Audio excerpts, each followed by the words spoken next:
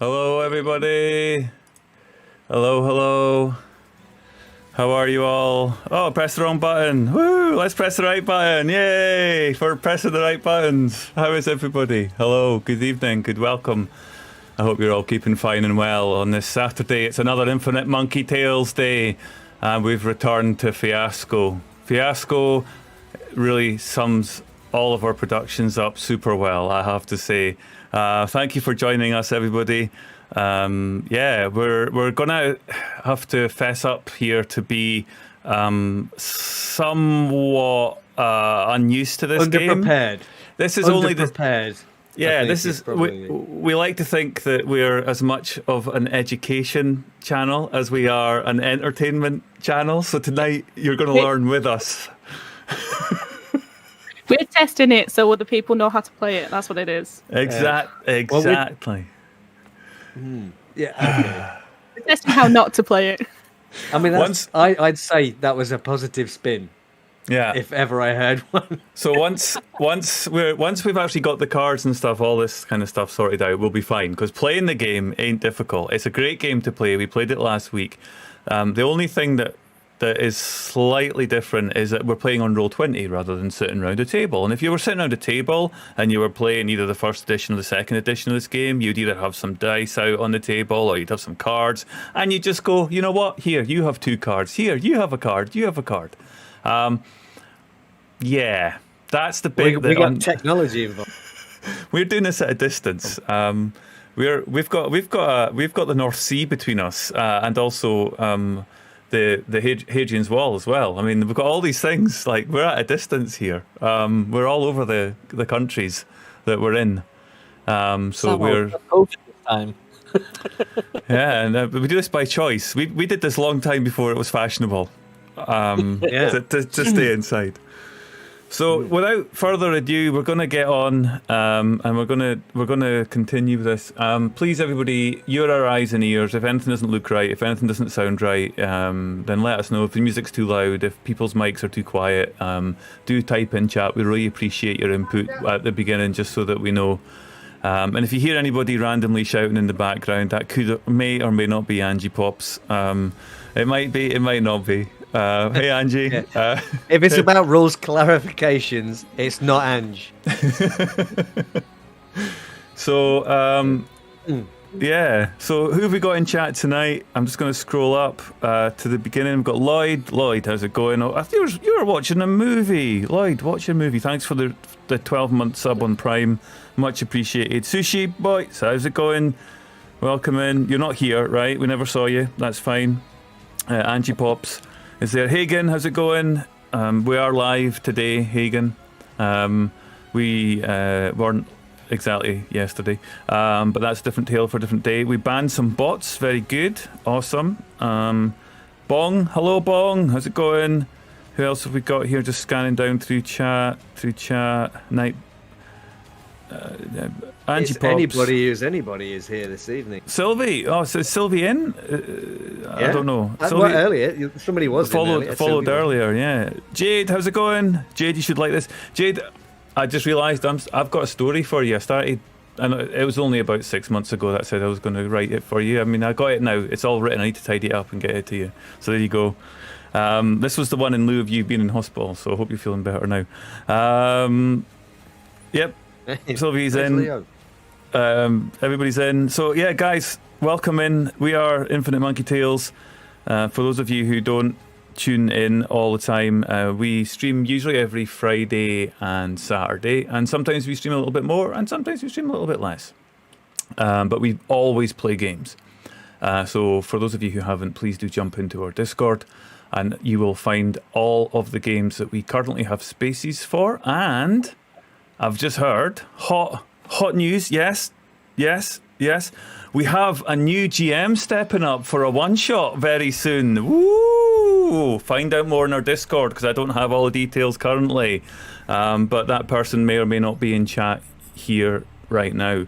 So yeah, we've got one-shots coming up. We've got new campaign kicking off in October. We've got a new campaign with Jonathan Mark Hicks is doing that. Jade, thank you very much for the resub. And yeah, we've got some awesome games in the midweek as well. We've got our standard D&D game on Monday, which has been going now for many weeks. We play every fortnight. We've got a Saturday D&D game. We've got Tuesday Club, the Tuesday Club thing. What game? I don't know what game is that going to be. We were playing Agents of Concordia, but yeah, real life's been kind of getting in the way. We've had a month. Bit. We've had a month. It's been absolute shite. But hey, let's see if we can get things back on track. So, with that thought in mind, let us jump into... Oh, we're going to mention, we do have to mention, Goon is running a Roll for Shoes game on October the 6th. October, so Wednesday? Which is a Wednesday evening. Are we streaming that? Is that probably? Yeah, it was planned on streaming, yeah. Yeah, so that's going to be some crazy zombie apocalypse shenanigans, I believe. Yeah. There's spaces for a couple of players in that if anybody wants to join in. That sounds very fun. Very, very simple. It will be my GN debut on Infinite Monkey Tales. There's that too. Awesome. It is an awesome rule set. There are six rules. Yeah. I mean, you know. Yeah, that's 6 too many in my book. But six rules fit in every setting, but we start with a zombie apocalypse setting. Excellent. I can hear the drums. I can hear the drums are pounding. What we have? Oh, I've got a hype train on the go. Woohoo! Somebody, wow. Angie gifting the subs. Ninu, Sasley, Dragoncraw, Matt, Erong. Excellent. All names, good names there picked. Right then. Cheers for the bits, Jade, as well, thank you. Melnerva, thank you for the bits. Oh, right, okay then. So we are going to go into this game. We are going to press the right buttons, and the cameras are all going to be slightly out of place, but don't worry about that. I'm expecting it. We'll wait until the announcements, the notifications have ceased. I love these drums. Oh, we're not too bad, actually. That could have been worse. So here we are. And chat's with us as well. Look, chat's just over between us, Scoon. It's just between us. Look, we've got chat. Chat's on the table too. Look at that. Excellent. Yeah. So we're playing this game, and we played it last week, and it was great fun. And we thought, let's play it again. And yeah. And we did. We thought about it, and we did think that it was a good idea to do it. So we're doing it. This game is very, very light on rules. It's basically improvisation and prompts coming from the cards. Right, our notifications have caught up now. That's great. I could have definitely have done that. Right. I'm gonna just. Can I dodge Scoon along a little bit? Just so there you go. That's fine. Right. That's almost perfect. Yeah, we do like to involve ourselves with high production values, and usually we have a little bit of difficulties achieving that, but we get there in the end. Right. Right then. Hey Ash, how's it going? Ash, cheers for looking in. It's my wife saying hello. Our boy's already asleep tonight. He wasn't very well, so there, bless. We're going to be playing this game, and this game involves Jade, thank you for the bits, putting out cards and dealing cards. Basically what we want to do first is we want to establish the relationship. Now, if anybody has noted, for everybody on the game, we don't see exactly where we're sitting. So I'm just going to basically, if you haven't already figured it out by looking on screen, that's us there, that's Meow Nerva, and that's my terrible handwriting, and that's me, and that's some old, and we can delete these later once we've all established our own, but there you go. So now for everybody who's on the game, we all know where we're all sitting. And what we have to do in this game is, first of all, establish the scene. So the scene is going to be Dragon Slayers today. So here's the scene for everybody. So yeah, we rode into this miserable little town. A bunch of outsiders ready to solve their problem. Solve a motherfucking dragon. Well, we solved it, and here we are, ready to kick back and split up the loot and regale those bumpkins with tales of mummy rot and devilish traps and the dragon we whacked. Of course, that's never simple. Adventurers like us, we all have egos, and we all have a past. So, the story is that we've just slain a dragon, and we are in the pub afterwards, telling everybody who will listen about how we're awesome. just turning the tropes on their head, right? Right here. Yeah. How many adventures end in the tavern? Yeah. We just roll it out. We just roll it around. Don't start in it. We ended it. Okay. So.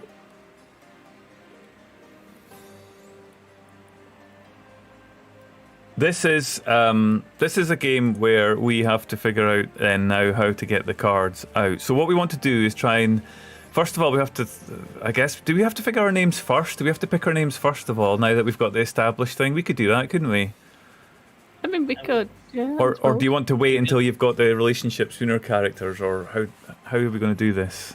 Yeah, I think we waited until after the relationships last time because Okay. Lloyd ended up being a woman. So.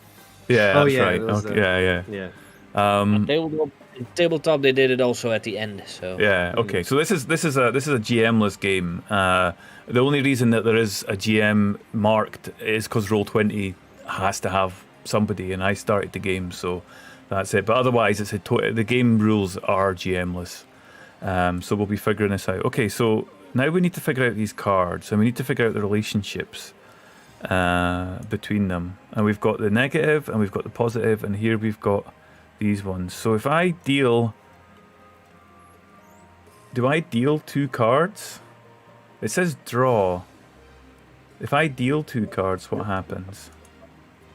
You must deal to at least one player. Okay, I'll put in you. I'll put in Crimson Unicorn.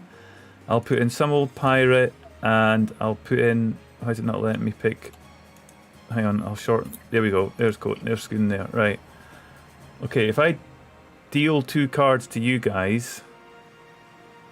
No, is that the right thing to do? Do we deal 2 cards, or do we draw 1 card each? Oh, right. The negative and positive, they're for after we tell the story. Yeah. I think the other cards you split between us all, and then we choose which relationship is free. That's right. I'm glad Okay. somebody was paying attention last week. So will I start I'm off by surprised dealing... I remember. I started off by dealing Yeah. 2 cards. I think, is that enough? Are we going to we're going to pick one of these, or do we have to? Do I need to deal them all out? How many cards are in the deck? Let me see. which one I want from these two? 49. I think So I've dealt 8. So there are 41 cards left. I suppose I should deal another. Oh, it's almost 7, isn't it? I'll do another 6 Oh, we each, need- so we've got more to pick from. Yeah, because we need enough for relationship. I think there's needs and Okay. location. Yeah, that's right. Right. Let me draw 6 more cards to y'all. Crimson Unicorn, some old pirate, and Scoon there. Scoon, right? Excellent. So that should be now. I see 8522. Ah, that hasn't worked. Okay, so this is what we're. Right. Let me recall all the cards. Does that work? Recall. Right. Yeah. Let me recall. There we go. And then let me shuffle sword. them. All right, we shuffled the cards. Yeah. Told you we were good. This now we're going to deal. Now we're going to deal the cards. So I'm going to deal 9. Is it? How many have we got? 40. Or 4. Is it 8? 12. 12 each. It was So 48. okay, right, good. Right, so we're going to 12, and then once again we're going through this. Okay, it's not as difficult once you've done it 4 times. Yeah, Okay. like they say, 4 times the charm, right? Hey, look at that. We did it. Yay. Excellent. Right, so now that we've all got cards, We all have cards. All of us have cards. We've got 12 cards. Inglorious Dragons, hello. Red Monk, hi. Oh, okay, we got there. Whew, this was a bit. We did it. We did it. So now what? So now now, we need to start relationships, was it? yeah. So we choose one of each, I think, then. But we need to start with the person who last broke something. I started last week because I broke the stream. Who's going to fess up to having broken something? Who's broken something recently? Well, last time I broke something was 3 years ago, but Oh, it was a wow. massive thing that I broke. My upper leg. My Oh, right wow. upper leg. It could be a thing as well. My strimmer ran out of the little wire thing. Does that count? That doesn't. That's just frustrating. I haven't broken anything today. I broke my index controller, which I now have a replacement. But that was a few weeks ago, and I got it back. It was about a month ago. I broke it, it broke as I was using it. Not necessarily claiming that I did it. Nobody saw anything. Yeah. Okay. Well, will I go again then? If I've got the best claim for having broken something. I think we're just establishing that you are the person that breaks stuff. You sound Actually, just like you my did- father. You did say earlier You are the breaker of stuff. you broke something earlier on the stream. You did say that. They were your very words. I've broken it. Oh bugger. Yeah. What was it? So we've got to go with that. Yeah, Unless somebody okay. has broken wind in the last however many minutes. Oh. And who's going to fess up to that? There's a drinking game underway in chat just now. Every time There is. every time Croy makes a beer of klutz or breaks something or goofs or derps, I think then basically, they have to take a drink. anytime anybody Damn. says anything, you take a drink. Okay, so we now have cards. I am going to pick a relationship. Out of the 12 cards I've been dealt, 3 of them are relationship cards. I will put them up on screen. So there's a romance between 2 of the characters, so I can pick where these go. I can put these between 2 people. War. Okay, so there's war. That's another option. And the third option Fighter and coward. is magic. Creator and magical automaton. Excellent. Oh, nice. Very, what's it called, that show?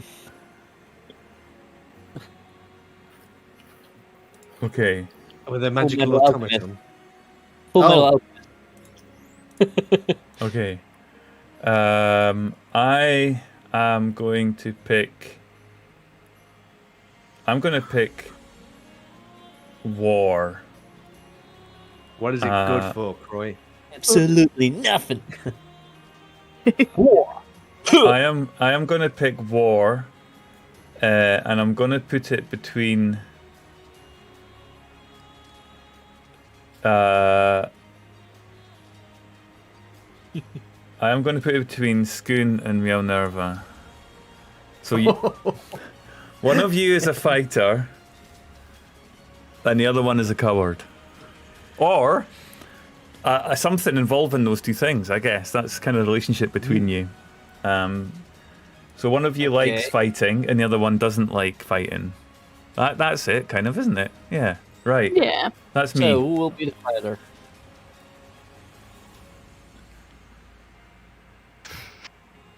Okay. Do you want to go around the other way? Should we go clockwise? Skoon, then. Skoon, yeah. So if you've got a relationship card, click on it I and it'll do bring it. have 4. You've got, right, Oh. I okay. have Fellowship, New Blood and Veteran Adventurer. I have Culture, members of the same guild. I have Romance, spouses in an arranged marriage. And I have Fellowship, longtime adventuring companions. Ooh. I actually, well, it will be one of the same if I choose that one. So I'm going for the culture. Culture. Yeah, and I'm going to place it between. Yeah, I'm going to place it between Croy and some old pirate. Okay. So you two are members of the same guild. Interesting.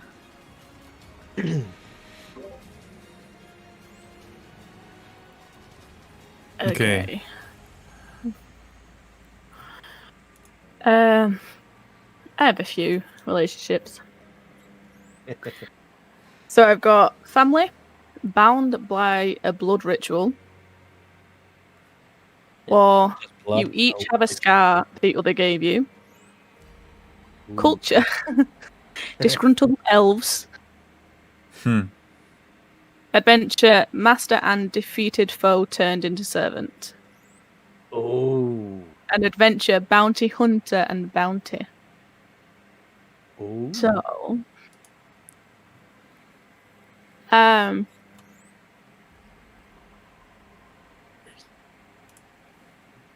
think I'm going to go with culture.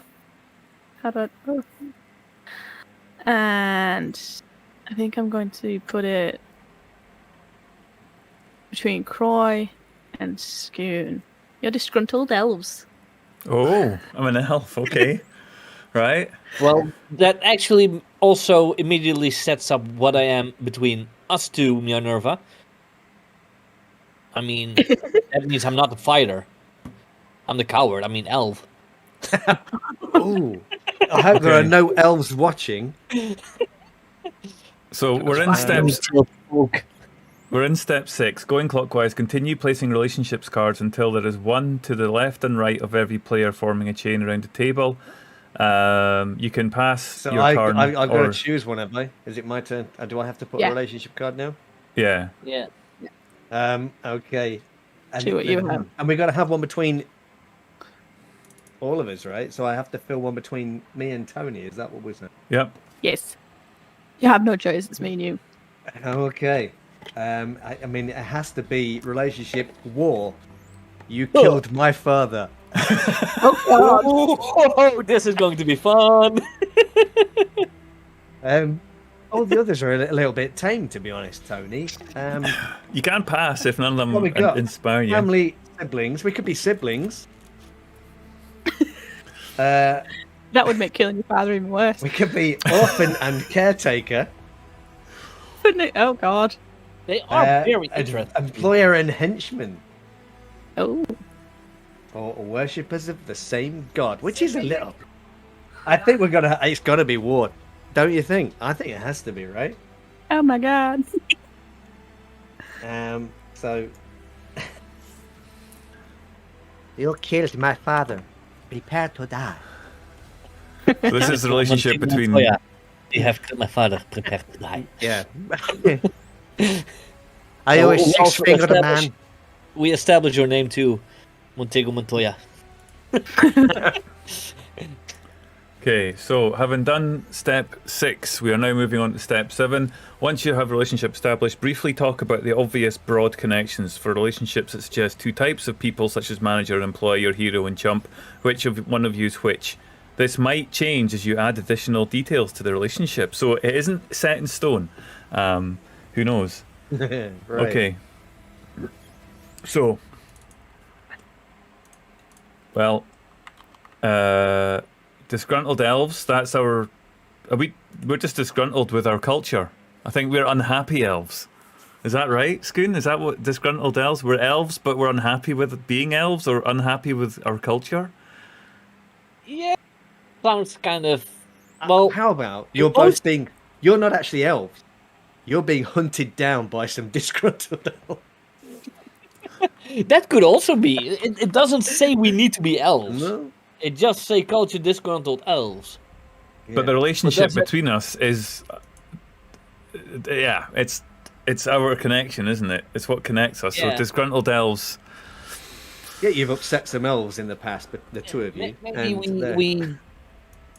we stole something from elves, and that makes them disgruntled, and now hunt us.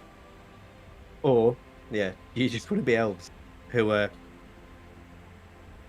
grumpy. I think elves that are unhappy with elvishness were all of the. I think we are disgruntled because of our pointy ears. Yeah, I'm disgruntled with all of the You can't the find cliches. a hat that fits. The cliches of elfdom, maybe. Yeah, that keeps it simple. So we both like to moan with each other, I guess. Is that right? That seems fair. If we're disgruntled, we like to complain and moan. Yeah. See, So, we're just turning the tropes we on are their heads Dutch once elves. again. Yeah. Dutch people always complain about everything, There especially you the go. weather. Yeah. You got Dutch elf disease. Hey. I'm here all week, folks. Try the beat. Right. And then culture. What's this relationship? We're on the same guild. Members of the Some same will- guild. What? Ooh, what guild? What guild do you fancy? It has to be a guild that lets disgruntled elves in. So it could be a dwarven mining guild. Oh no. Dwarves and elves, depends on what culture, because if it's Norse mythology, dwarves and elves live in the same realm. They don't have to get on. If you are Tolkien elves, then dwarves and elves will never work together. Right. I mean, if there's no one you and your predilection towards rogues, we could be in the Thieves Guild. Thieves Guild. Yes. Yeah. I'll always go for the easy option, don't I? Hey, simple. Easy. Yeah. We could be members of the Thieves Guild. The Lollipop Guild. The Lollipop Guild. We could be members of the Wool Merchants Guild. Or it's not very exciting, is it? Haberdasher Guild. We could Yeah. wear fine hats. Or, what is that? The Elf Bashers Guild. Was that- Yeah. And you did find a hat that fits. You've managed to hide your pointy ears and infiltrate the.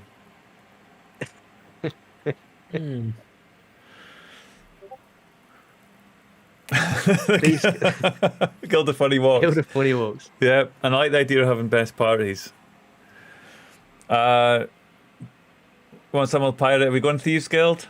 Yeah, we'll go for Thieves Guild. Why not? Excellent. Let's just for expediency. So we're both thieves. Yeah, Yeah. Thieves Guild. Right. Um, Right, that's mine done. Yeah. So I guess Meow Nerva and myself. Who killed whose father?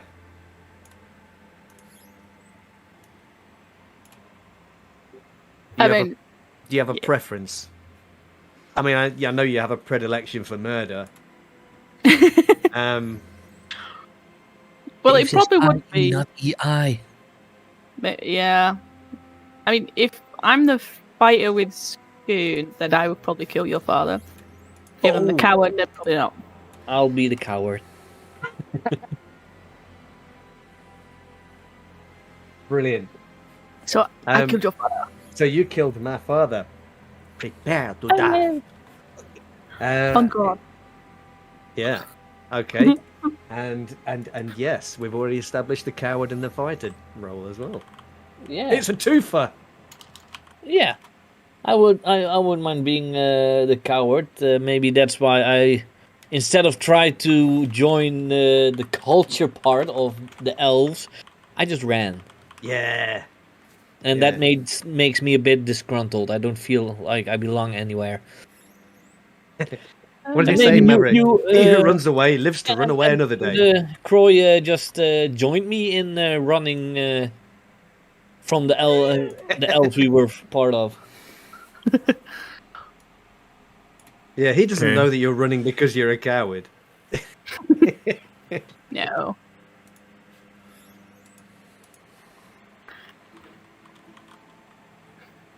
Yeah. Okay. Oh, yeah. So, relationships established. Right. Okay. Wow. So the next part, once we've got relationships established, that's what we've done. Continuing the rotation, where it left off, choose an object, a need, or location card and place it below an existing relationship. Each relationship will have one card attached to it. The story should have at least one and no more than two of each type. Okay, so a 4-person game has one object and 2 needs that cannot be adjacent and 1 location. That makes sense, right? One object No. needs. No. I got lost. So Yeah. so Sounded like they were basically, using words. yeah, basically I'll continue because Pirate finished the last round, so I'll now choose, and I get to pick whether I want to put down an object, a need, or a location. Let's see what I've got. So here's one of my. Okay, that could be interesting. An orc stronghold full of orcs, maybe. A need to crush your enemies.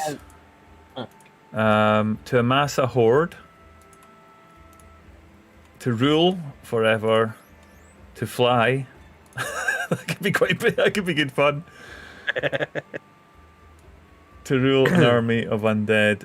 To rule by marrying a royal heir. Okay, and then my objects are an enchanting charm. Oh, that's relationship again. A weapon, a sword of cataclysmic combustion. Oh, that's the one I had in the beginning. That sounds good as well. Right, I am going to put a need to fly between Pirate and Meow Nerva.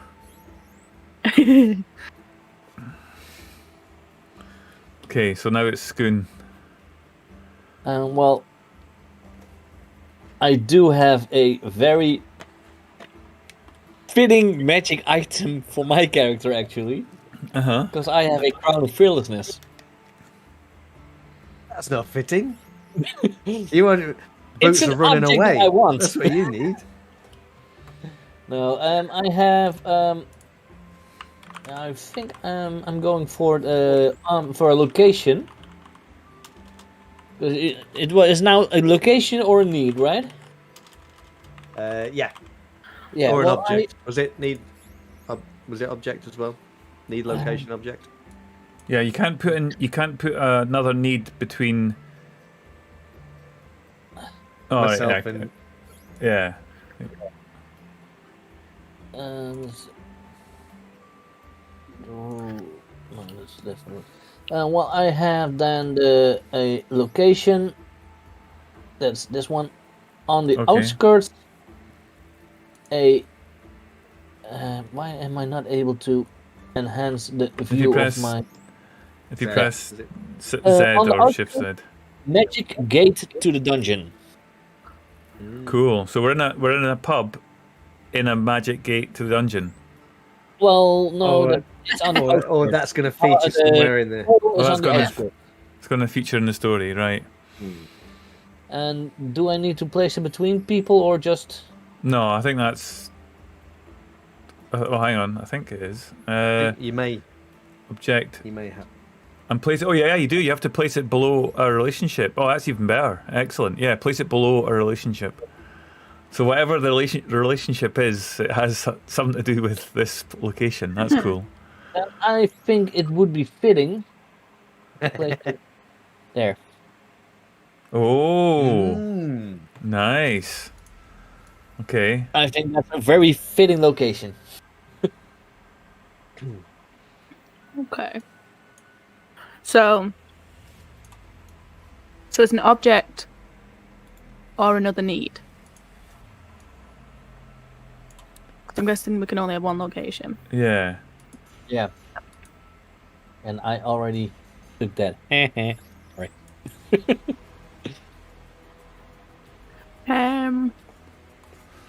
Let's have a look. Needs. No, we've already got a fly one. Object. Oh.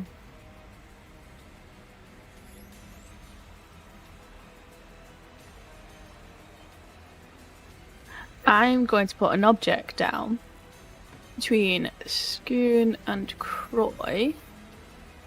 That didn't work. So it's a sentimental object. A statue of a deity with a hidden compartment. Oh, Yes, that might be why you're disgruntled. Yeah, that could be it. okay. So this is the thing that we have an object between us. Oh, ideas. Right. So this is us now gone through this particular part of the setup, and the next part. I think we've still got one need to put in, No, We should Yeah. have one object, two two needs. needs. and one location. on location. Yeah, Okay. so Okay. apparently we need. Yeah. That's me then, isn't it? Yeah. Do I have it? Oh, I only have the one. Oh no. Probably up for choice of all. To overindulge in tavern brawls. Now, they can't be adjacent. These needs either, so I can't put it between Meow Nerva and Goon. Oh, can they not? I thought, No, oh. apparently not. So I can put it between Troy. Excellent. I think. Yeah, I think that's my only option. I think. Okay. So this is the need to overindulge in tavern brawls. Yeah. You know, that actually is fitting for the fighter. It is, but I couldn't put it next to the. I That's can't really put it weird. adjacent to that need. That it does say that. It's true. Yeah. I didn't even notice that. Yeah. Okay. Yeah. Aw. Okay. So, having continued the rotation, we've put down one object, two needs that cannot be adjacent, and one location we have done. We now have intriguing relationships with some juicy details attached. Discuss what sort of person your character might be with these connections. Go with the obvious. Make sure both sides of the relationship are equally invested. If the relationship implies a power differential, decide who is powerful and who is weak. If it implies a romantic entanglement, decide whether the two characters are entangled or if there is a third party they are both interested in. Be flexible and look for the most fun situation to build. You don't need to decide every detail, but you should know who hates who and why the location is so important, for example.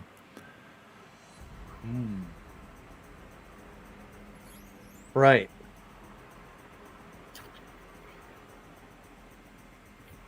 So we know that Tony and Scoon have this relationship. One is a fighter and one is a coward. So have you maybe fought together at some point in a battle setting, and perhaps one of you? I just dropped down in fetus position and she just kept fighting. So she has no respect for you, I guess, because Stab. yeah, you are weak. No time for cowards. Yeah. Well, that is the obvious, so. Yeah. Yeah. I mean, it's a fun situation to build, so yeah. Yeah. Yeah. Okay. And we've kind of established the relationship between the two disgruntled elves, have we? What was it again? What did we place between us? The sentimental statue, and apparently we overindulge in tavern brawls. That may be why. Which will be a we're little bit disgruntled. weird since I'm a coward. Well, maybe we have a thing, like a double act going where we both go in to the fights, and you take bets on the side about who's gonna about it, like when the fight starts. But you help start it, but then you kind of take bets, and I'm in the middle of it actually doing the fighting. I don't know. I like that. You're I like a like bookie character, and so Yeah, I'm just I'm basically.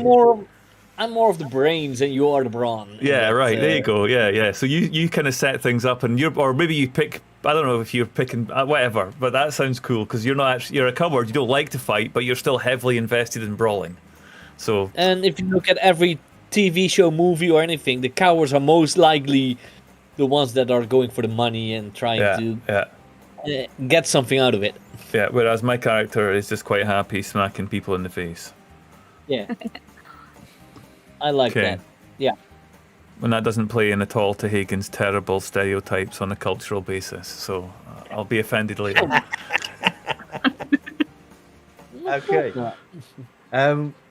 Okay, so do we need? Sorry. How about then between my character and Tony?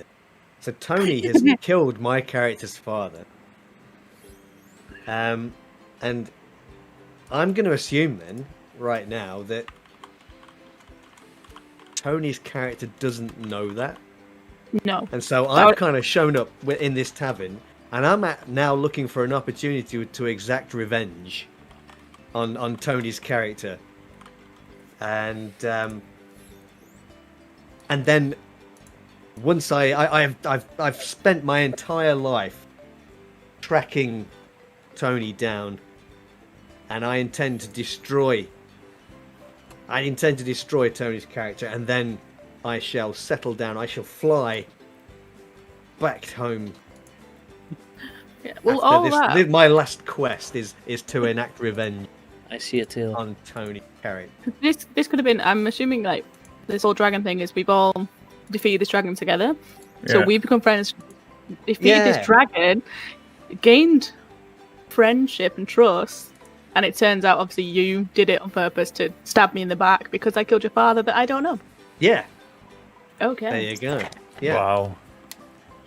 And that's intense. Maybe you both don't know. How about that? You just work with her, but you don't know. Oh, I see. You're thinking that somehow and you I will have find to find out during. Ooh. But the thing is, I was thinking that I know that because that's why to fly after the last quest is my intention. Is that once I've finished my last quest, which is basically hunting down Tony. That's it. I'm done, and I can fly away. Yeah, it seems quite fitting. You dead. Yeah. Revenge. Fly away all. Yeah. Free.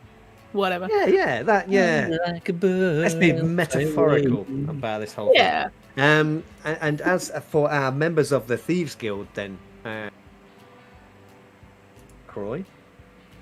We are members of the Yes. Thieves Guild, and then there's this magic gate to the dungeon that has some kind of connection. So,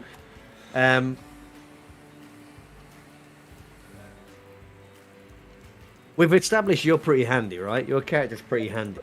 Yeah, I'm good at fighting, good at brawling, good at smacking people. But I also don't like elves. I'm disgruntled with the culture, and I want to bring them down. I want to bring down the local elvish town. I want to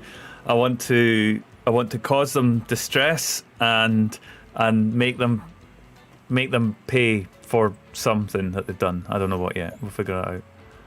So yeah, disgruntled elves. Sure.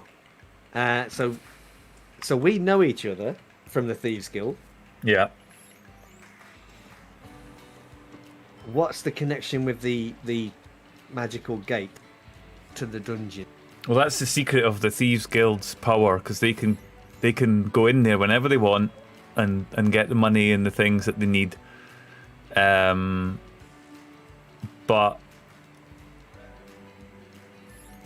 rumor has it that maybe it could go some other places and not just a dungeon, and maybe it could also get us into like other places if only we had the means to change it. And Yes. Yeah. Okay. It could be kind of like a Stargate, but you don't know the codes. right, so it only does go into the dungeon. Every time we go through it, it bloody well goes to the same bloody dungeon. That's the only number we've got, isn't it? So right, okay, that makes sense. Yeah, that's all we need to know, isn't it? I Yeah. think.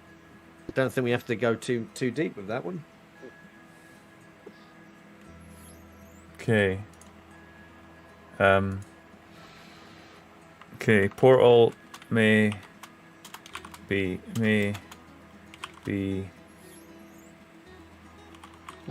Now we need to put all the cards. yeah, so that one's a bit of a weird one because we can't do that. I think my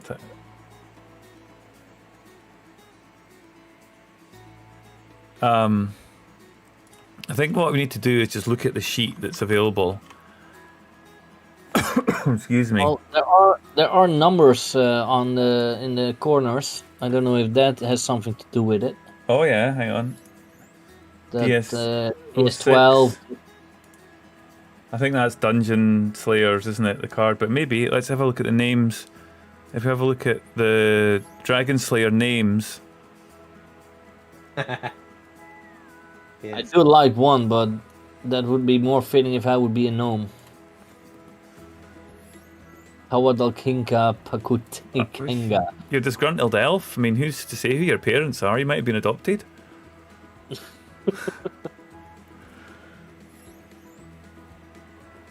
How? I don't think we can. I don't think there's a random element, is there, to actually picking? Unless No, you there say. isn't. You just have to choose. I'm going to be Jeffrey the Furious. I think it will be fitting. I'm Alan the Week. I'm a. I think that's fitting as being a. Cilantro, isn't that? Yeah. I'll be.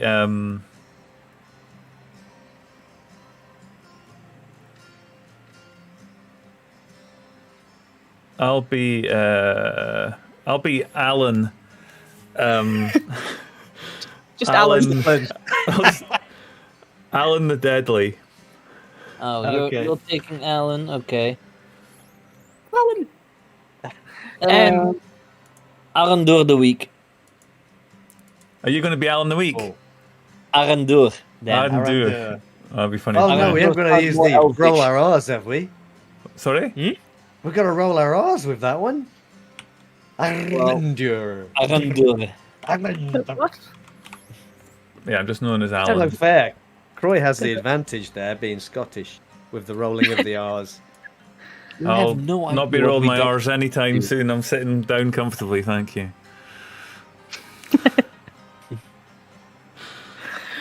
Oh, so what? Da-da-da. I will be. So am I fighter? You're a killer, so the evil. Wait, what's happening? I'm not keeping up with these. I don't know what I don't know what you are muted means. What's you are muted? What does that do? We're getting What? channel point rewards at the moment, and I'm not keeping up with it. Apparently, hang on, let me look. Viewer, There's been a murder. there's been a. That's piling up. That's piling up. 1, 2, 3 of those. 4. No, you're muted. What does you're muted mean? It means you're muted. No, I don't know if it- that was. I don't know if it was actually at that point that we were muted. But is Um, it? Do we have to do something for it? 'Cause it's a channel point redemption. I don't know what that Or one is. unmute, maybe. I don't know. Wow, and we haven't drank in a while. Let's see. Right, 4. 4. Oh yeah, Bong did one 38 minutes ago. Right, I've got to get in 1. Well, obviously my character's going to have a Scottish accent because that'll make it a lot easier to get all those ones out. I might have to put on my best Sean Connery accent, which is to say, Once more, we it's- play a dangerous game. Well, it's for not, you, it's just natural. it's not very We good. sail into history. For you, it's just natural. I can do a little bit of a Scottish accent. Oh. Ah, Well, Well, that's actually, that's what we decided. Okay. Once again, throwing those tropes to the four winds in this universe. The elves. It's the elves that are Scottish. That are Scottish. I'm not going Yeah, to do In fact, they're just dwarves. We just call them elves in this universe. My father was a dwarf. That's why they're disgruntled. It's because Yeah. we're only These elves are just dwarves. we're 3 foot tall, and everybody else in the village is 6'3".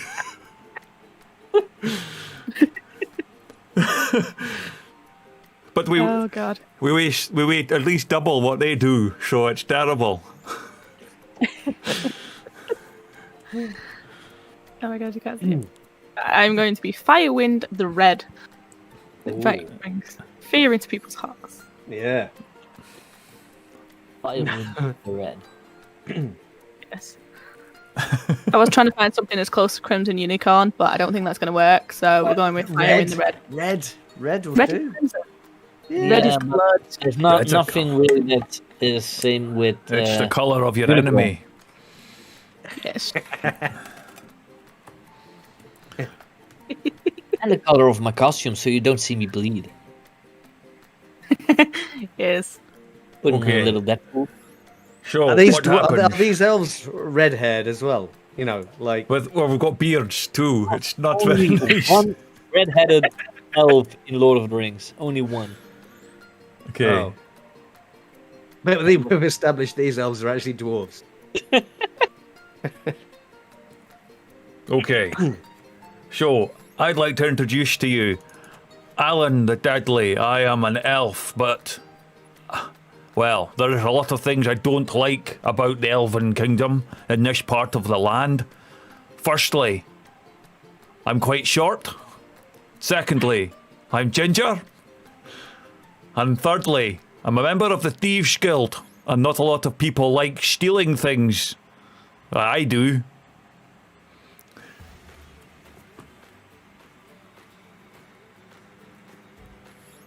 Okay.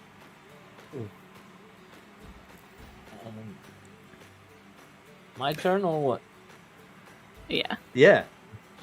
But I am Arndur the Coward. They just call me that because, well, when I see fighting, I run. I don't like to fight. And running keeps you alive, so I run. Yeah. Okay. I am Firewind the Red. Natural fighter, winner of battles, slayer of enemies. Everybody's enemies. Slayer of dragons now too.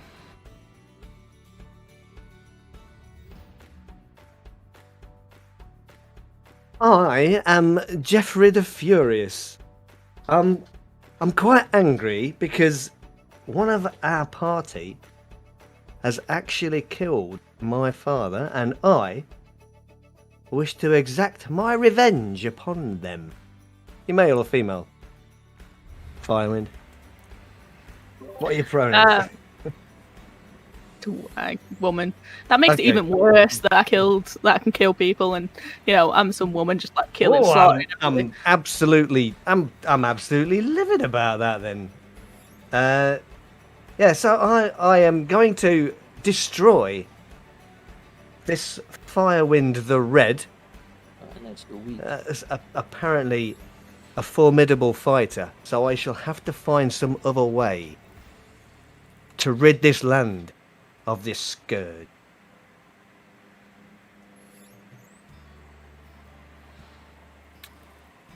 Wow. Okay. Okay. It's official, you're a scourge now, by the way. Yep. Scourge of Carpathia. I don't know, tell me, Ange, was I being scary? I like to Okay. think so. So, we rode into this miserable little town, a bunch of outsiders that we are, and we were ready to solve their problem. There was a motherfucking dragon. Well, we solved it, and here we are, ready to kick back and split up the loot, and regale these bumpkins with tales of mummy rot and devilish traps and dragon we whacked. Of course, it's never that simple. Adventurers like us all have egos, and we all have a past. Well, I don't know about you guys, but I could do with at least another flagon of ale. I think that would be absolutely fantastic.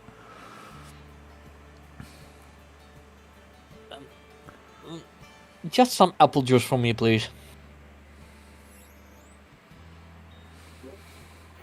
The finest ale. That's good. We're getting the drinks in now. So, with this, we now move on to playing scenes.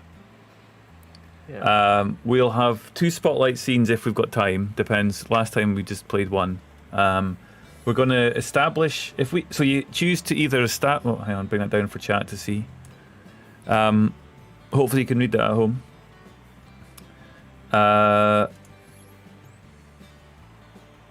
If you choose to establish the scene, then everybody else decides the outcome.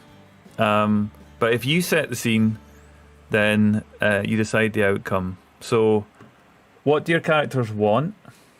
How will they try and get it? And where's it taking place? And it can be anything, really, for that particular scene. And then finally, whoever's resolving the scene chooses a positive or negative outcome card. Wrap up the scene to fit that outcome and pass the spotlight to the next player. Okay. So, will I go first? You wish? Okay. So, I am going to establish the scene. And I am in the inn, and I have the villagers enthralled by my tale. And the tale goes thus. It was a dark night. I was on my own. Not with these 3 reprobates, not yet. They come into the story just a little bit later. About 5 minutes' time, in fact. I was just walking along, going to get a horse. Being an elf, I particularly enjoy riding horses. But I like the craggy ones that bite people and kick them in the face. So I was going downtown to find the horse that kicked somebody in the face just the other day. And I went into the stables. And I looked the stable master in the eye, and I said to him, "Give me the grumpiest bastard horse that you have. Give me a horse that's killed somebody. I want to be able to walk. I want to be able to ride on this horse and within 5 minutes be able to say, there's been a murder. Find me that horse, stable master, and I will pay you well." Right, that's my scene. I have established it. Okay. Then it's my turn. Oh, I mean, do we have to decide whether or not you get a horse? Yeah, I mean, so- you've established a scene, and your need Ooh. is for the grumpiest horse in the village. Yeah. So is the outcome, is it negative that he doesn't get a horse, or No. just gets the wimpiest horse? Well, yeah, that could, yeah. Well, I mean, the negative may be that Or a pony. he's kind of sold. He's been sold a horse that's a bit of a dud. It's like an old nag or something like that, and that could be a negative, right? Yeah. As opposed to a feisty, a feisty horse that's liable to kill somebody. Maybe its rider, or he actually does get the grumpiest. Or maybe the grumpiest horse in the village. Wait, you know not what? that grumpy. If we do the negative one, Yeah. he gets a mule. And he doesn't know. Well, it's a magical world, so it's a mule with a spell on it that makes it look like a majestic horse. I prefer that. I prefer if it was actually just a mule and he just didn't know the difference between the two. Yeah, that could also be funny. And also, mules can be quite cool, right? Because the man with no name had one in Fist. They are strong. Oh. So, Oh. just a Well, what do reminder we that think? we only have... Actually, we only get to decide whether it's a positive or negative outcome, and then I think Croy embellishes that and gives us the details anyway. Yeah. Yeah, That's yeah. kind of how it works. But if you... So, if you I am personally, I don't see a reason why we wouldn't allow this. Why this wouldn't be a. I think. Yeah, I want to see what this I think horse. a horse is that might kill somebody is kind of cool, right? Yes. Yeah. I do want to see what kind of horse it can be. So are you going positive then? Is it? I don't know. What do you think, Scoon? Are you worried? I think it would be fun to make this negative. Okay.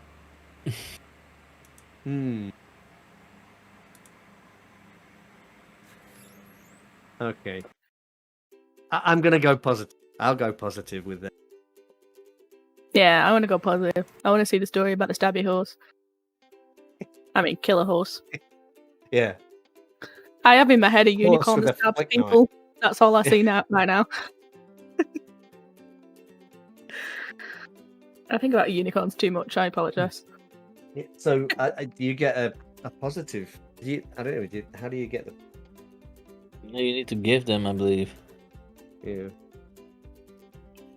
But I don't know. I don't have any negative cards, and I do have positive cards, so I believe it needs to be like this. Yeah. There we go.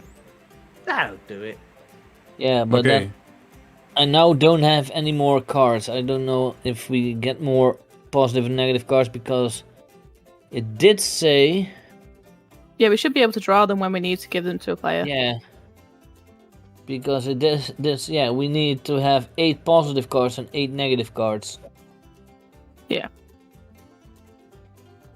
Yeah, because we each should end up with 2 cards, whether they're both positive, both negative, or one of each. Yeah. It's how the story goes. Oh.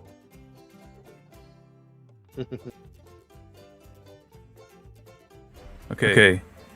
Right. I'm just having to switch my mic around to realise that noise cancellation wasn't kicking in. So, right. Apologies for that. Right. So, what we decided? What have we got? A positive. Right. Okay. You got a positive. Right. But So, I think. Oh. the Apparently sheen you're quite continues. echoey, mate. Yeah, I've sorted that. Thank you, guys. Yeah, okay. Appreciate it. Yeah. Done that. That should be fixed now. Okay, so I am. I stare this man in the eye, and he looks at me back and says, "Yes, of course, I have the one you're looking for. It's right here. It's a majestic stallion. It stands well above you, short man." Well, that's not fair. I'm an elf. So you say. Anyway, here it is. It'll be 7 gold pieces. Absolutely. I just killed a dragon, you know. Yes, I'm sure you did. And I grab this horse, and it's tall. It's very big. It's got huge teeth. And they've been filed. The teeth are actually like Oh, that's so daggers. sad. Daggers. His teeth. And I feel so sad for the horse. and he says, "Whatever you do, don't let it see any pigeons, because it will go absolutely mad. But if you use the attack word," and he leans forward and whispers in my ear, "then it will kill the first thing that it sets its eyes upon. You have my word." Well, thank you very much, sir. I appreciate that. Right, and I'll just be taking that away a little bit apprehensively. Thank you. And so I jump on my horse and I begin the ride back through town, keeping a wary eye out for pigeons, and trying to remember the phrase that I was given. Cool.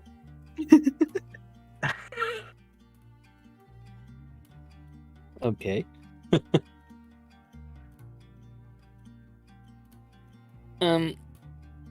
I'm going? Or... Yeah, it's your go. Yeah. Okay. Remember, you can drag any of us into the scene whenever you want to. As Well, well, remember. I have an idea. I'm standing in the middle of the town, in the open square, and I would say you all are there as well. the entire town because I'm trying to tell a story. Listen all, people. I'm gonna tell you the story of how I personally killed a dragon. It is I, the Dragon Slayer. I'm Arander the Weak. Don't let the name fool you. Because I literally killed a dragon. I just looked at the dragon. We had a stare down for a few minutes. He tried to blow some fire in my face. And I just placed a bomb in his mouth. Just, not as in I threw it. No, I placed it. He opened his mouth, tried to blow, and I just placed it there. And I was definitely, most certainly not afraid. How about that?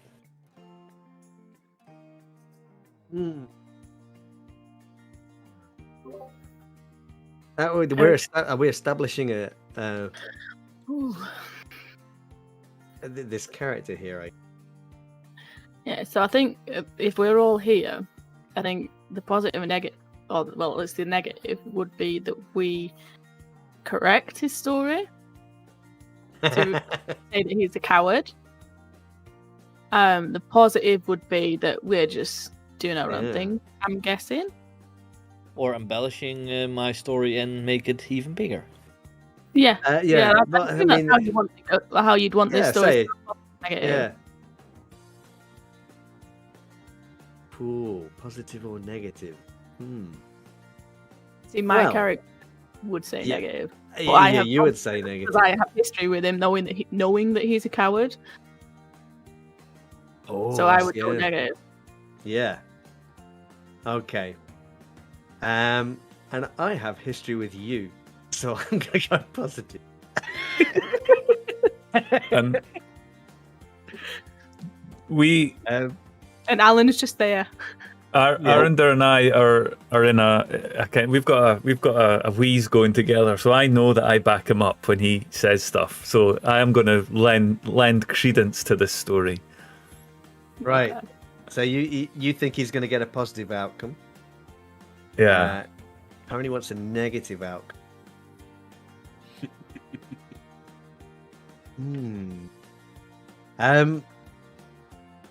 Ooh. I don't think I don't gain anything by going negative. I'm gonna go positive. Yeah. Sorry, Tony. But you shouldn't have killed my dad. So yeah, you've got a positive outcome. You get to decide how that works out.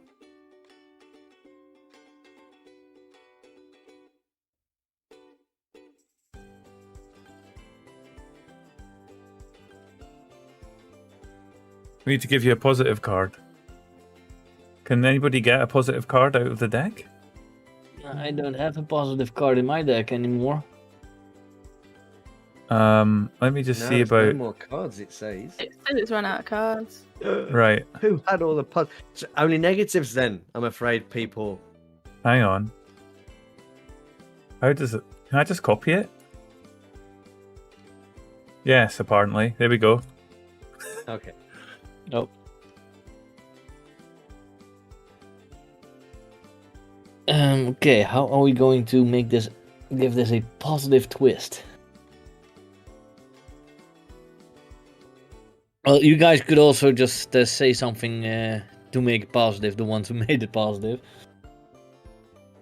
Fill into the scene. Well, yeah. It might be more a case of we just don't deny it. That could be a positive thing for you. You should have seen him. I was just busy slaying the very last of the orcs that were outside, and I rushed in to see him approach this fearsome beast. Oh, this story is worth many gold. I hope you are digging deep into your pockets for this.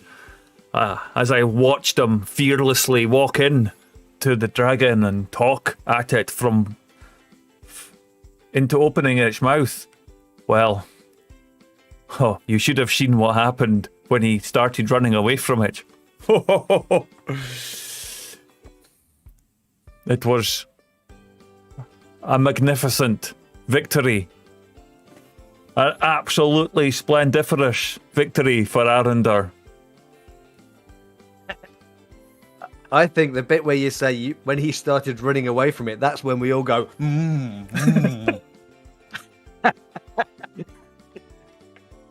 See, and the crowd take that for a, oh. see, it's not just me that tells the story. I mean, I have witnesses.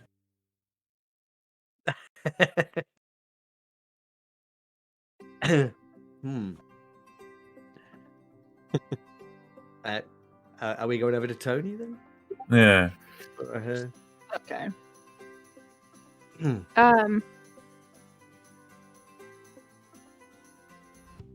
I think I want to go with the whole me killing your dad and how that story went. Okay. But I don't. I'm trying to figure out whether I think I want to choose the outcome of the outcome being that it wasn't my intention. Oh, so it's an accidental. All right. Yes. But it's how that happened. Like, it wasn't like I would never deny it that I killed this person or whatever, but it wasn't an intention. Because I think it was an accident because other people would have seen, and that's how it got back to you. Yeah. But I don't know who it was. It could have just been a brawl, or he got in the way, or. But that's it. I don't know. I don't really know how it would have happened, because I think it needs. I don't know what it would be to make, obviously, other than me killing your dad, how it would be so offensive to you and revenge driven. Yeah. Okay.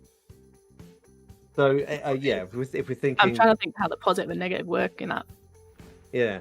Well, I mean, you could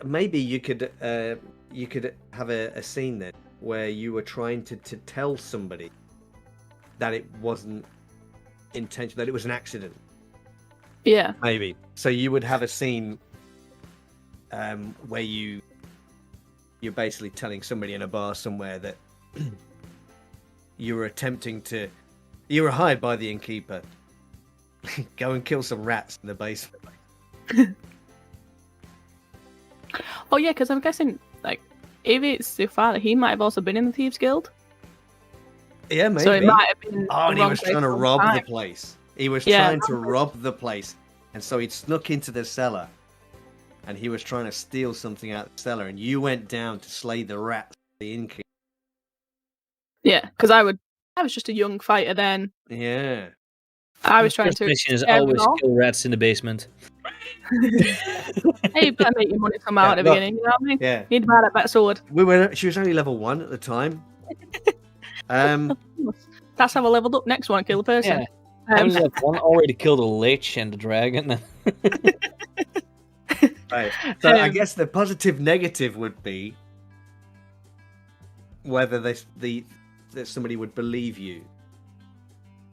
I mean, is that the positive could be that this is the first time that Jeffrey has heard this story, and the first time he hears it, he recognizes a particular part of it, and then he that's how he finds out that you accidentally, maybe you didn't even realize you'd killed his father, but there's something about that Jeffrey recognizes. I could be telling the story of how I killed my first enemy. Yeah. Because over the years, I would have changed it. Even though I know it was an accident, I would have changed it to make myself look better. As a better fighter. Oh. Right. Okay. So. Ooh. I like. Yeah. How can we play this? So, I don't know. Yeah. I mean. Tell the story of how your first kill. When you first killed a man. Yeah. Oh my god. I will. You never forget your first. It sets the tone. It sets you going. It was a triumph. My local inn, back in the day, I was young. I was helping out around the pub, earned some coin to get myself going, and this ruffian in the cellar from the Thieves Guild of all places, he was trying to rob it, taking all the, trying to get into the innkeeper's safe, steal the booze, just generally what they do. He wasn't then. I tried my best. I tried to warn him, scare him, but he came at me, and I defended myself, and I defended myself well. I defended my local inn well. I did what was good for the town. I slayed that man. He put up a fair fight, but I slayed him. I protected my town from the local. Firewind, that sounds like an amazing story. What was the name of the inn?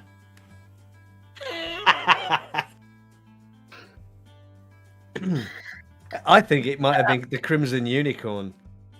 Yes. Yes. The Crimson Unicorn of all places. The Crimson Unicorn. I've heard Wait a minute. Yeah. Crimson that night. Oh, the Crimson Unicorn, you say? Wait, what was the name of this inn again? Often frequented by the Thieves Guild. And a lot of bob rolls going on there. And how many years ago was that then? If you're saying it was just you were just a young thing. Oh, well, I would say about 7, 8 years ago. You've been on a quest for a long time. So it's the positive that Tell me.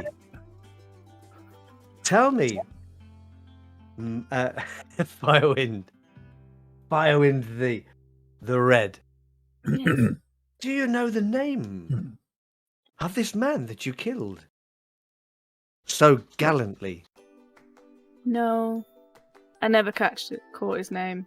I didn't dare. He ask. wasn't worth even knowing his name. Oh, I'm not going to stop defending myself to ask a name, to know the name of who I slain. He was a nobody, a no one. I defended my inn. I defended myself. I don't need no name. So positive. Firewind gets away with it and doesn't. You don't find out at this point. Is that positive? Or is that? I mean, I think we've kind of established that he already knows, right? Oh, So right, that okay. Jeffrey already knows that. So, Okay.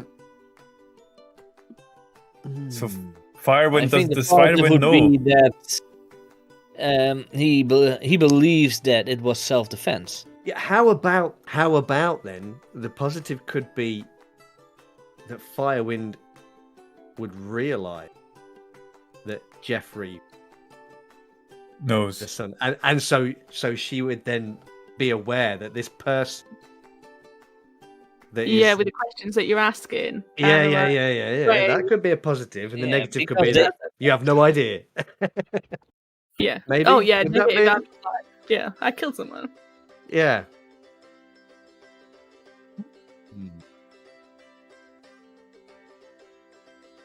I mean, to be honest, it's probably more fun if that was the case.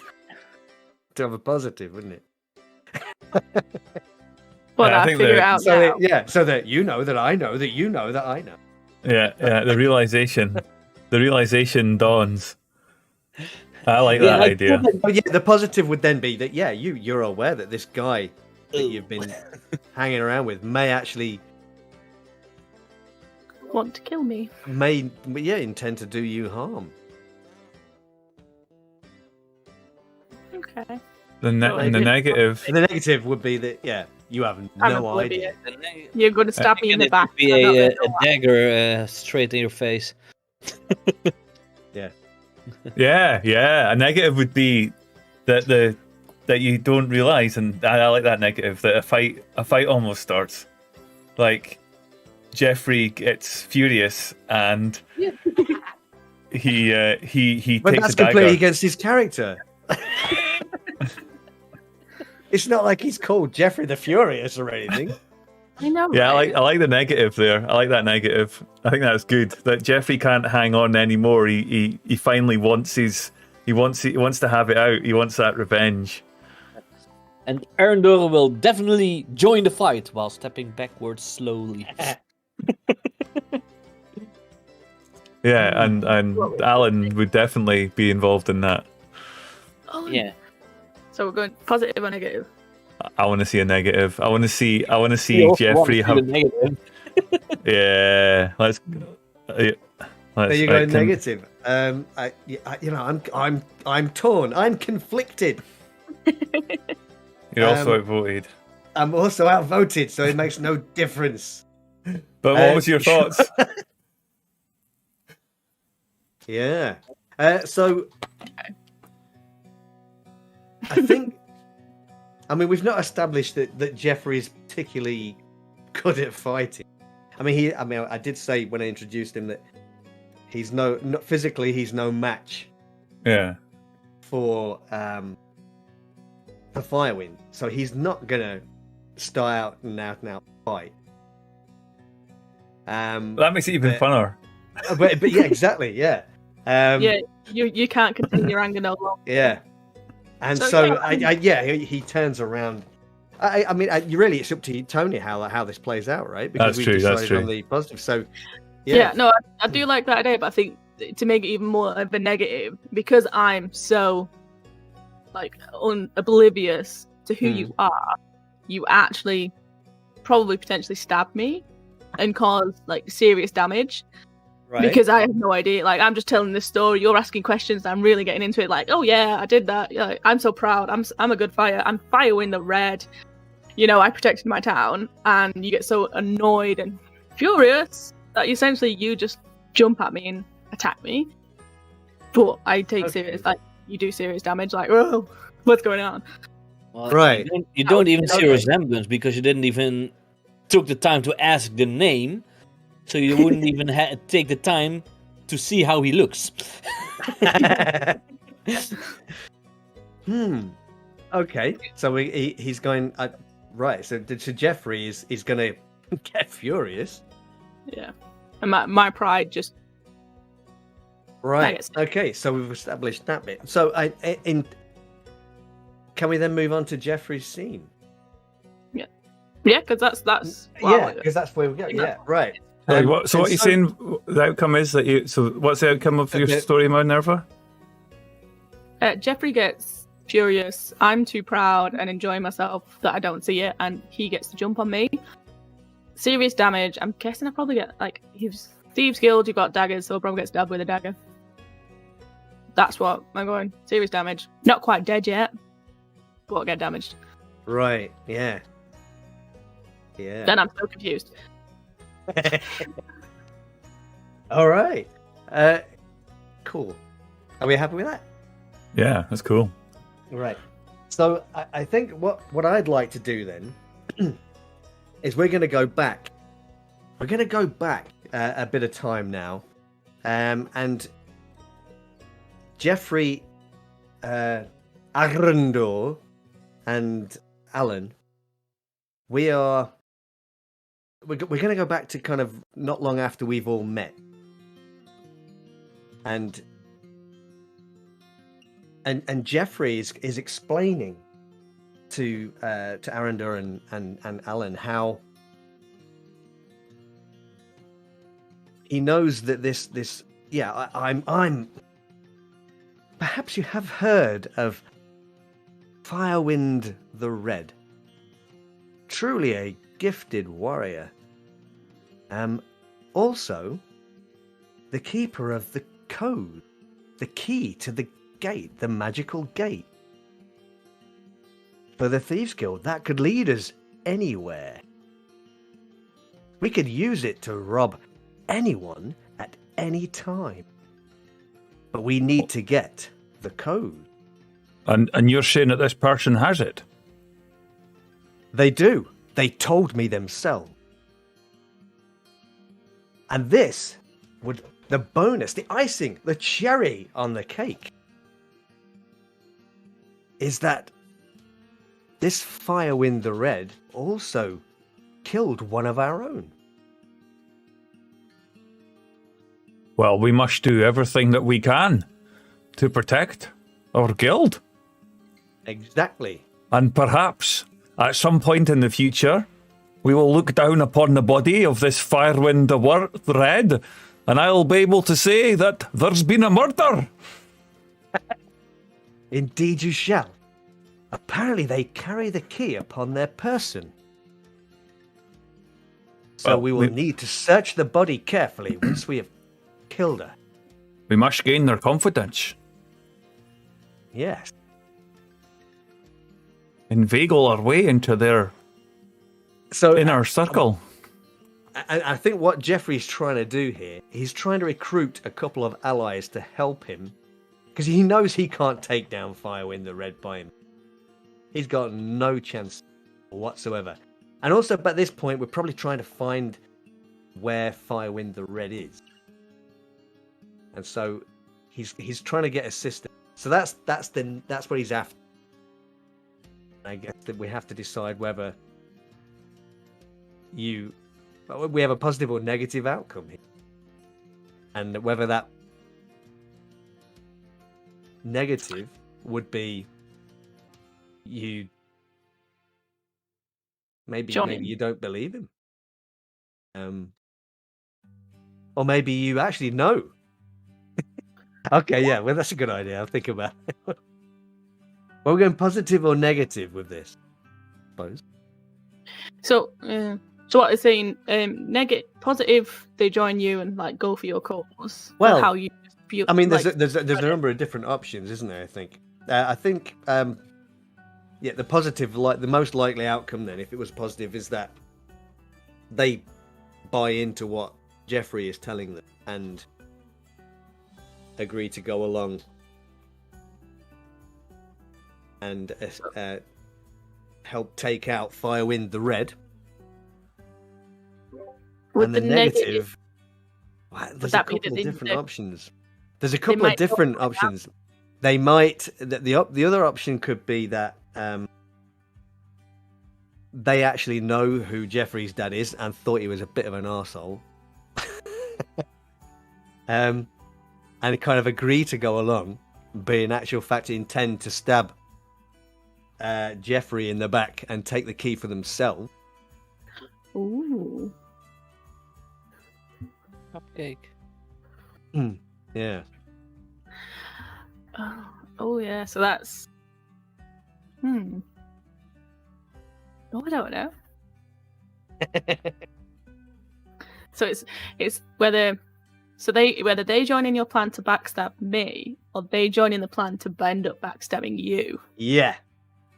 Okay. Either way, one of you's gonna die. Yeah. Yeah.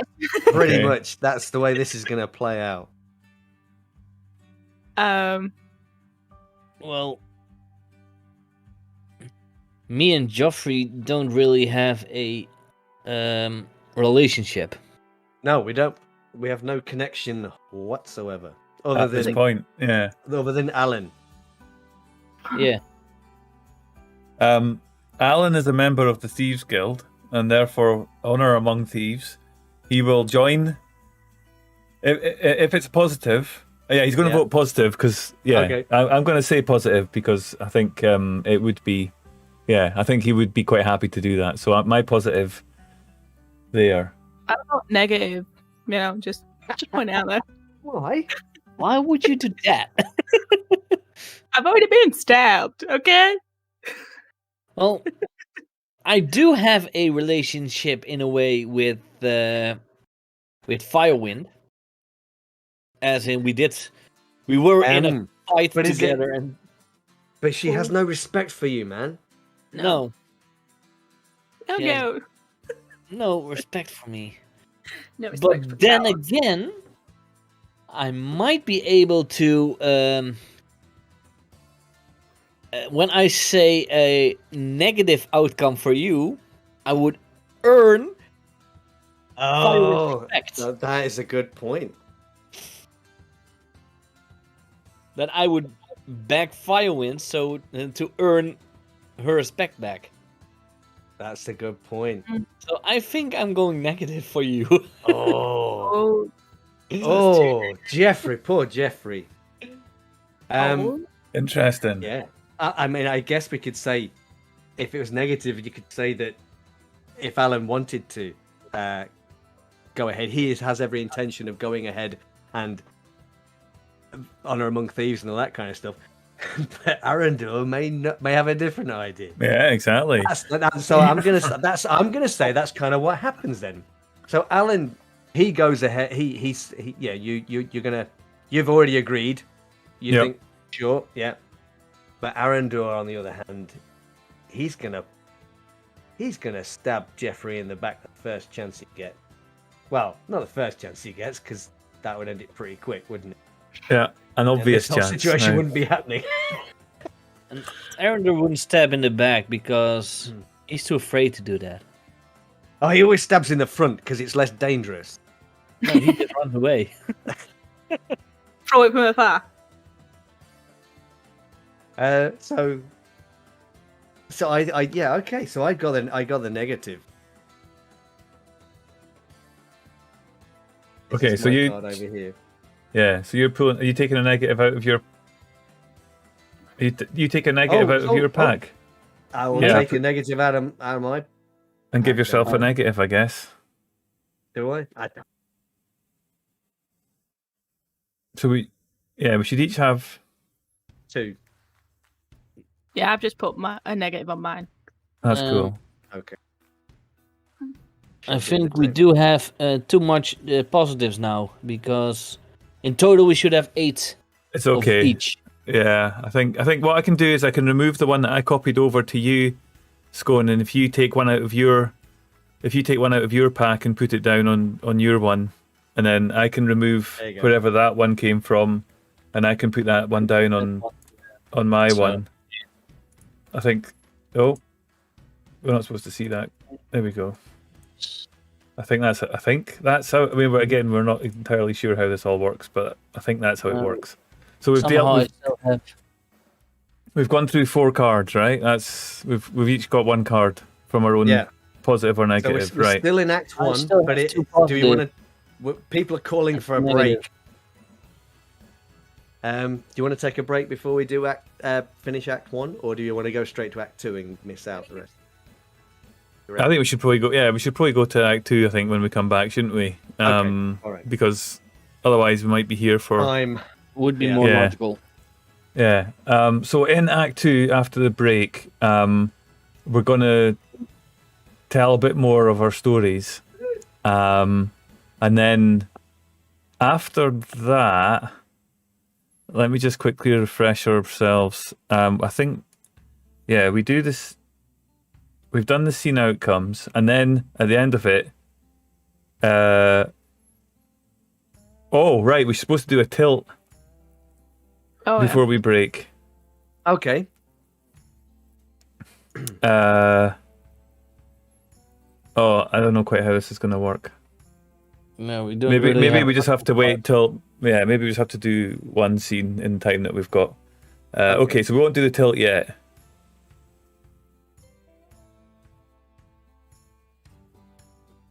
I don't know how it's going to work. I feel like we're following the rules and we're not playing by the rules. So I don't know the rules well enough to be able to fudge it. Okay, so let's have a break and we'll have a talk about what we're going to do on the break. And when we come back, we'll have an idea as to how we're going to fudge it, given the time that we've got. And we'll see how it goes. Maybe we have to pick up the pace or something. I don't know. Right, back in 10 minutes, guys. Yep.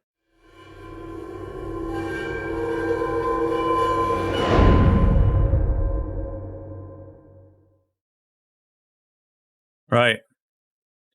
We're back. Okay. What have we got? Okay. Yeah.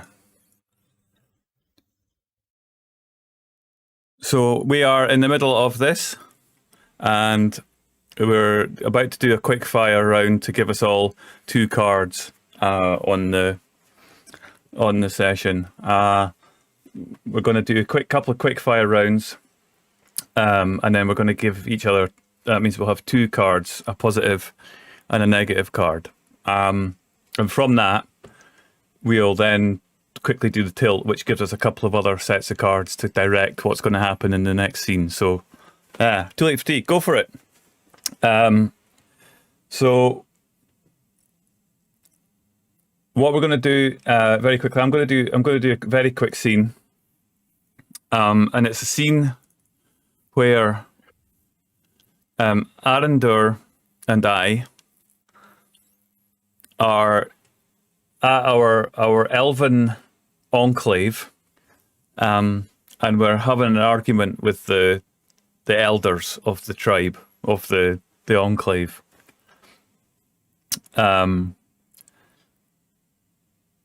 And I am standing there with the elder, and there's a whole bunch of people standing around. There's like 6 other elves. They're all the elders of the tribe, of the clan, of the enclave that we have. And I'm standing there, and I'm saying to them, look, I don't care if you don't think it's right that we have started more fights in this town than you would like. I don't think it matters whether or not Arendur and I have made more money than you have collectively. What is the problem? What is the issue? Yeah, we just understand business. I don't see what the problem is. I don't understand. And you just walk in here and you say, there's been a murder. Like, it was us. It was not us. It was something else. So, I would never kill. I'm not even wearing a weapon. So there you go. That's the scene. We're up in front of the elders arguing with them. We're disgruntled. Positive or negative outcomes. Ooh, I'm gonna. It's gonna be positive for me, just because. Yeah, I think positive because that's lends more to the reason of why you're disgruntled still. Yeah, I think so. Yeah. Oh no, the negative would be why they're disgruntled, wouldn't it? Oh yeah, because they've gone with the problem. So yeah, okay. negative. Yeah, negative. Yeah. Well, it we need to discuss it because for Croy now, right? For Alan. Yeah. So what would be your positive? If it would be negative, it would give the reason that we are disgruntled and we would be tossed out of the clan. Yeah. Yep. Okay, I'll take the negative because we're going. Yeah. We're going quick fire. Okay. So basically, yeah, what happens is Arendur and I are there, but it's Alan that's got the beef. The tribe elders have got the beef with because he was the one that was doing the fighting, and he stands and looks at them, and the elders look down and say, "Alan, your ways are lost to us. You are no longer like one of us. We are casting you beyond the forest walls. We are casting you out. You will make your way in the world of men and dwarves and halflings and goblinoids generally with their different colored skins. And you will never darken our forest with your presence and your battles and your fights ever again."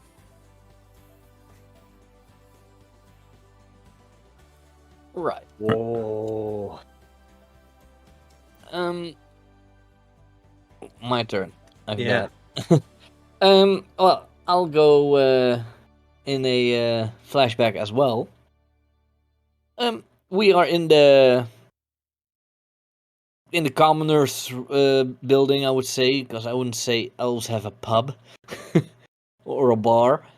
And I'm going towards someone at the bar and like, hey, you know that Alan over there? Yeah, he said your ears are way too sharp. They are way too pointy.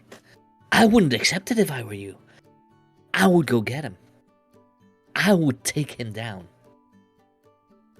What? Well, I'm gonna... And he walks towards Alan. I'm going to the next person. Hey. Alan over there. I'm Blinky over there. Who would you say wins? Huh? Wanna take a bet? Huh? Okay. Oh. I think on this one, the positive and negative will be just positive. Someone takes the bet. Negative, they start on you for making the bet. It might be that guy's friend or something. I'm wondering. The negative could be that Alan actually doesn't win, and that you lose all your money. Oh. For some reason. Yeah, because that's the whole Alan. He gets his snot kicked out of him. Yeah. Or he gets, I like somebody kind of. And they're convincing us to do them. Fight. Yeah, I mean, it could be that they sucker punch you or something like that, right? And yeah. So I mean, if it was negative, I guess I'm going to go negative because it would kind of explain why you're with the Thieves Guild or something. You're taking, I don't know, maybe, I don't know. Negative, get you beat up. Yeah, thanks for that. And Alan gets the snot kicked out of him. But it's Arundel. I think maybe it's the Arundel because it's to do with Arundel. Arundel is basically he's started a fight, but Alan's not ready. He's not aware that Arundel has started a fight. We don't need to decide what the negative is. Just that there is a negative. So we've given some suggestions there. So how does the scene play out, and how is it negative to Arundel? Well, he takes a bet, but he bets on Alan to win, but you lose. Ooh. And the guy that took the bet with me is cross with me and tries to start a fight with me, but since I'm a coward, I just run away. Cower in a corner. Gallop into a little ball.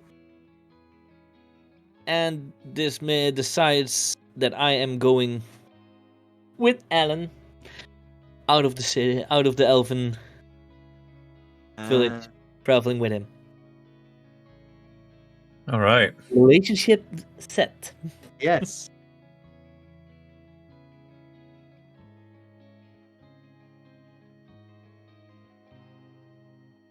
Meow Nerva. Okay. I think my story is going to be about after killing the dragon. My character would take proof of killing the dragon. So she'd be going into the bar with I'm gonna say maybe a dragon's fang or something as proof. Obviously bigging it up. I'm going around finest ale. Slam the tooth on the table and say, "You're the finest dragon slayer there is. Remember my name. I'm Firewind the Red, Slayer of Dragons, Keeper of Peace, Defender of Towns." But I think my positive and negative. My negative might go back to Arenda's announcement in the courtyard, so they don't believe me. And the positive would be I get the hero's welcome that I want. Right.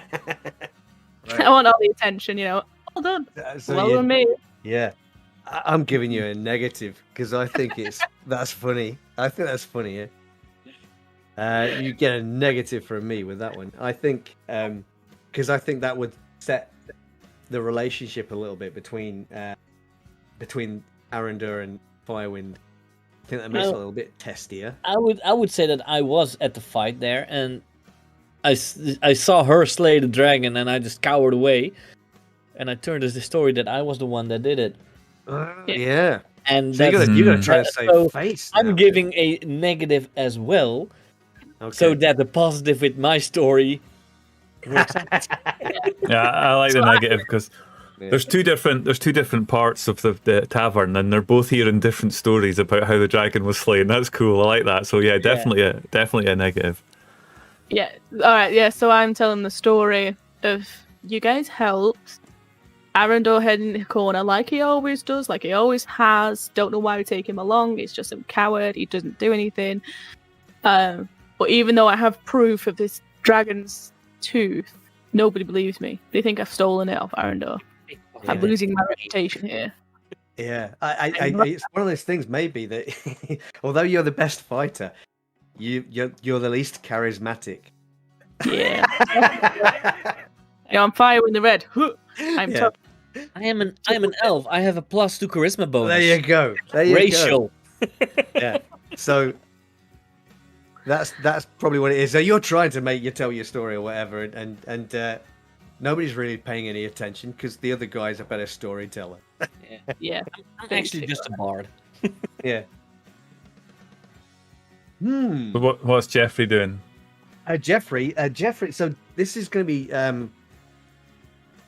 not too long ago, actually. This is going to be just before, maybe just before they went off on their little adventure to kill the dragon. And Jeffrey he's searched around the town. He's trying to find somebody that sells potions and poison, and has decided that the time has come that Firewind the Red dies this day. Ooh. And he wishes to purchase a potion. So he's gone into an apothecary shop and he's kind of asking, you sell potions, yes? And the apothecary is nodding. And he's trying to bring the subject round to something that might kill large rats in basements, perhaps. He's got a bit of an issue. And he's attempting to kind of get a potion that's going to be enough to kill somebody who's fairly strong and fairly healthy. And so you guys get to decide whether it's a positive or a negative for this one. So positive. I also have an idea with the story then. I would say it's a negative. Okay. The poison does work, but your dad is in that basement and he drinks it. No. This is before that. What if you want to think of a negative, if you want to go for negative, that's cool. I've got an idea. Yeah, I've got the idea that the accident that killed your dad wasn't. You're buying. Oh, yeah. I see what you mean. That's a double That'd be twist. Yeah, So, it is. It's a kinda positive cool. would be that you get what you want, and a potential positive would be you get what you want, and you walk out of the bar with some terrible poison. Maybe even it's more powerful than you first imagined, or who knows. Yeah. Okay, yeah, I'll go positive for that one because I want to see what you're going to do with the poison. I want to know what Okay. happens. All right. Yeah, that's actually also a nice outcome. I got negative. Like, I don't want you to have the poison. Okay. So we got two negatives. There you go. Now I'm in doubt. Oh, you're in doubt. I like both outcomes. Go on, quick fire round. Quick fire round. Go with your should we initial say gut you went instinct. for the negative. So I think I'm going negative then. what happens with the negative then is that this potion is in fact very, very dangerous, but quite slow acting. And it's not an instant kill. And and it takes the person several days to die, maybe afterward. Oh But no, maybe in some yeah. agonizing. Yeah. And Like actual rat poison. Yeah, maybe. And as Jeffrey steps out of the apothecary with this poison, and as he coats the dagger, he accidentally cuts himself on the dagger. Oh, interesting. So I think that would be a negative. So he's only got a few days left, and he knows it. Okay. Interesting. I'm going for negative. Yeah. Yeah. So yeah, negative card there. So that's it. Now we've all got 2 cards each. Yep.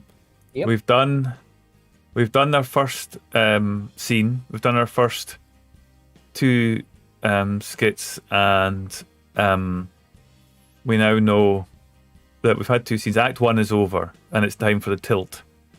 So the tilt is going to now introduce 2 destabilizing elements to the fiasco. Everyone with their 2 cards should turn them over. So you can right click on them and then flip card. Yeah. And if you've got them high, you have to get the menu in place. Anyway, right, flip card. And you can do Z to make them bigger. Yeah. Okay, so there are numbers on this. If you have only one type of outcome, either both blue or both red, so that's Mark and Minerva, add the values together, and if you've got 2 different ones, subtract the low from the high. So I have a +1. I've got, and what color? I've got a red 2. Yeah, I have a red 1. Yeah. Red 5. And I have a red 4. I want Okay. to say I'm winning, but I don't think that's a good thing. So I'll it is. choose. I can choose. I think I have to choose. Is it a blue card? Do we need a blue and a red card, or 2 red cards maybe? If you have only one, Ooh, that's a good point. I don't think it matters. So, Mark and Nerva, I guess you've got the 2 highest scores, so you pick one of your cards. Okay. Or no, Okay. hang on. It says the player with the highest blue total chooses the blue outcome. So I think it is. Okay. And One you of can each. choose. So you can choose. You can choose a blue card. Let's say, Mark, you choose the blue card from either Oh, from one of the Schoon others. or I, Okay. and then Nerva, you can pick a red card from anybody's red card if you can see them. It doesn't just have to be your own. Oh, okay. Oh. So Ooh. yeah, I think because you 2 got the highest numbers, so that makes sense. That seems to be the quickest interpretation of the rules that we can get. We might do it differently next week. On reflection. Okay. Right, so am I choosing the blue and Tony choosing Yeah. the red? Yeah. There's some fairly obvious ones there, isn't there? Showdown. I'll put some of these up in Betrayed front by of. friends. These are some of the Take options I'm both. showing to stream. So these are for the whole table, aren't they? Yeah. Yeah. That. Yeah, the ones you choose will stay turned over, and the rest we will Yeah. turn So back. for blue, I'll take guilt betrayed by friends. Fitting. Very fitting. Well, the other one was fitting as well, which was the showdown. Yeah. These all seem very fitting for how we're playing it. Oh my god. Yeah. So,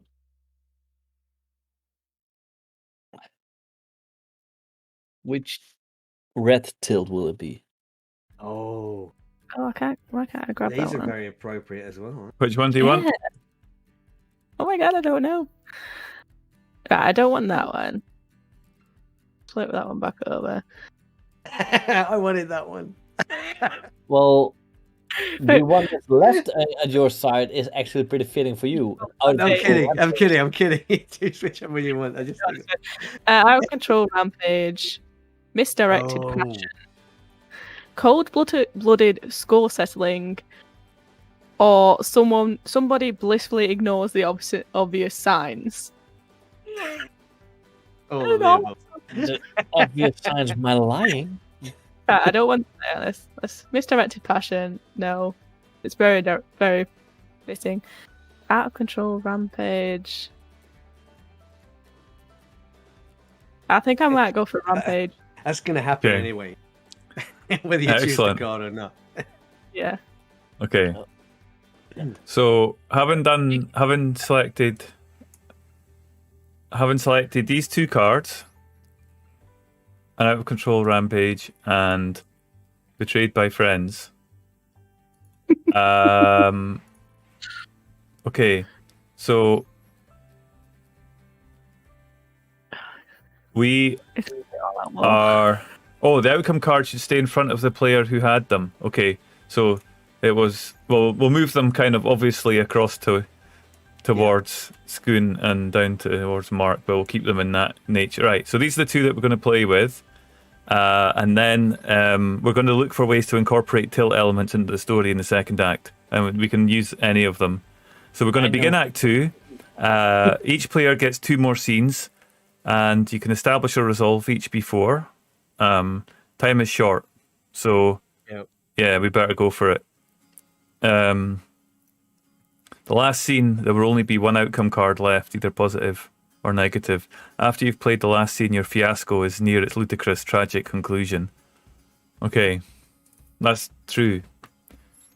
Okay, so are we going for?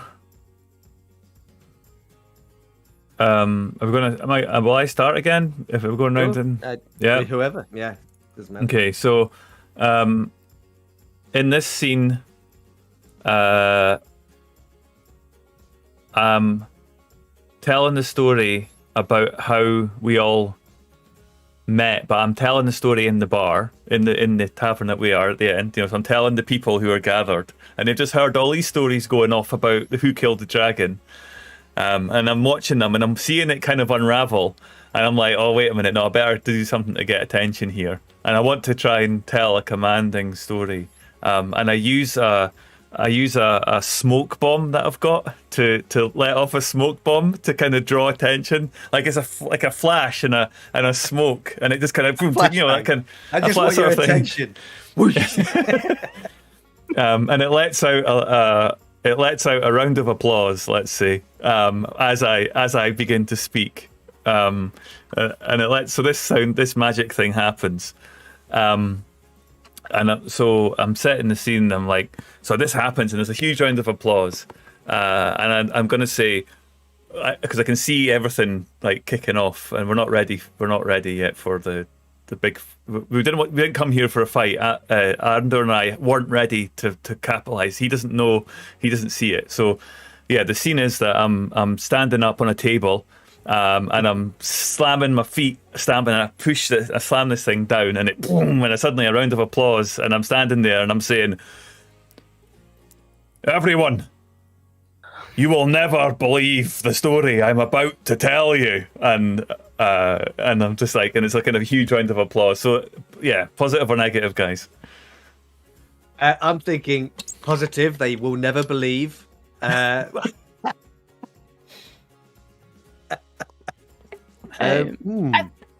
think positive. Yeah, I'm gonna go positive with this one. Show, so I think whatever you want to tell, you would get listened to. I think I think with that display, I think you'll get attention. I'm gonna go positive. So I think because of the tilt we have, you get positive, and you are the friend that betrays me. Oh, interesting. Okay, well, that's an option. That is an option. You can keep that. I like it, but we'll see. Okay, so I'm going to give myself a positive. Yeah. I'm going to give myself the positive. Okay, so I I'm standing there and I've got the attention, and the silence falls over the tavern. All of the bickering that was about to start drops, and I say, there were 35 kobolds running towards me. Arendur was there behind me,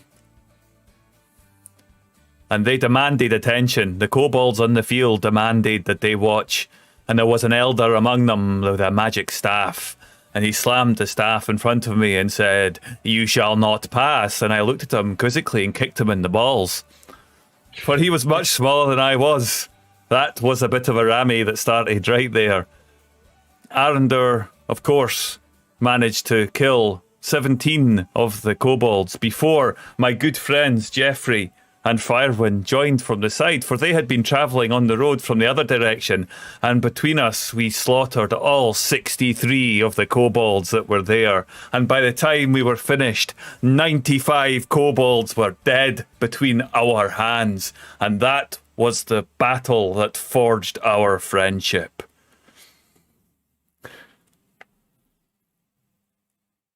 Wow. I'm sold. Yeah.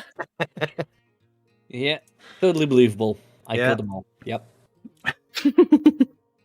I don't know. 95 minus 17. How many does that leave? A lot. Cool. 78. Wow. Yeah. Now I have to think of something.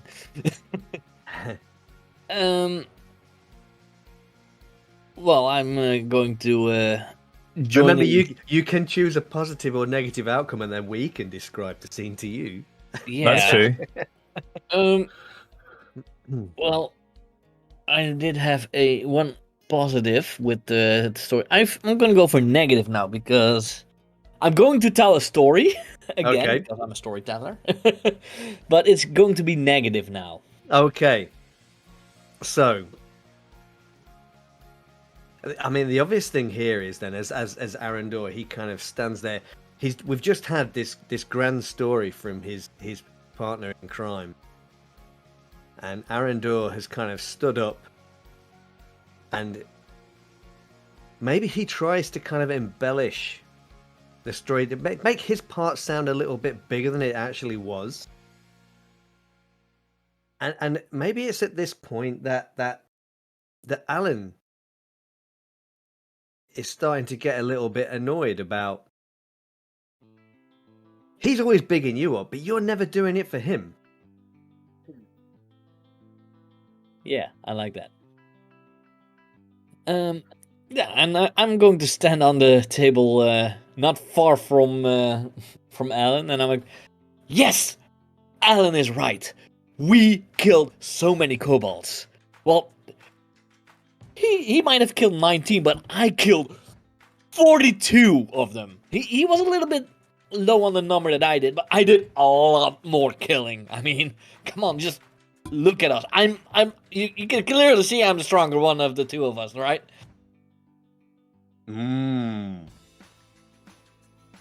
Definitely. Indeed.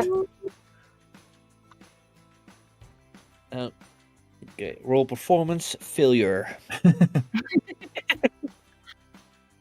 I think that's the thing. It works, Yeah. and that's the problem. That's the negative. Yeah, the people believe me, but But Alan is not happy.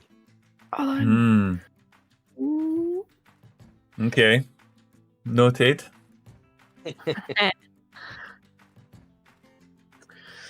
Oh.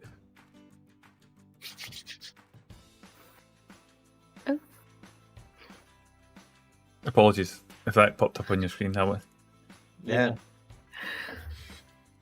I think. I think I would carry on with this story. From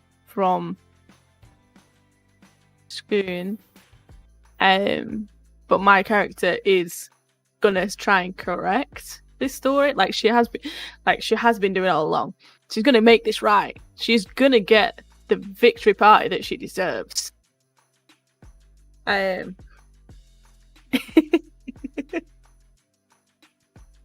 so, yeah, I think that's what I'm going to be. I'll listen to Alan's story, and then Aaron does, getting more irate, and that's when I'm going to use the tilt of the out of control rampage. Not so much. I'm not going to start a full on brawl. It might end up like that, but well, we'll decide. Yes, exactly. Yeah, but I'm raging. I've got my dragon tooth, and I think what I'm going to do is I will. Did you say I got up on the table? Mm. Yeah, I'm going to knock him off the table. Like, because when I was trying to sell the story, I would say that he wasn't like close by, like he was like probably on the other side of the inn telling his story and people believing him, that, but he was already there, that's why they believed him. But now he's outright saying it for everyone's here. So annoyed. So yeah, Firewind is gonna go up to him with a dragon tooth, shove him off the table, say that's all lies, you're a coward. Try and stand over and intimidate him to show that he's a coward. So yeah. So I'll be shouting in your face like, you're a liar, you don't do any of that, you ran away, you were just the bait, you can't kill nothing. We've seen this all happen. I have the proof in my hand. You know, I dealt the deadly blow. We were all played our part, but except for you. Yeah, basically, that's essentially what I'm saying. You did nothing. You didn't do nothing. I'm going positive on that one. Yeah, I want to see this play out. You know what? I want to see this out. So yeah, you're getting a positive from me as well. Yeah. Okay. Yeah. So I think with a positive. As soon as you push me down, I'm like, holy shit.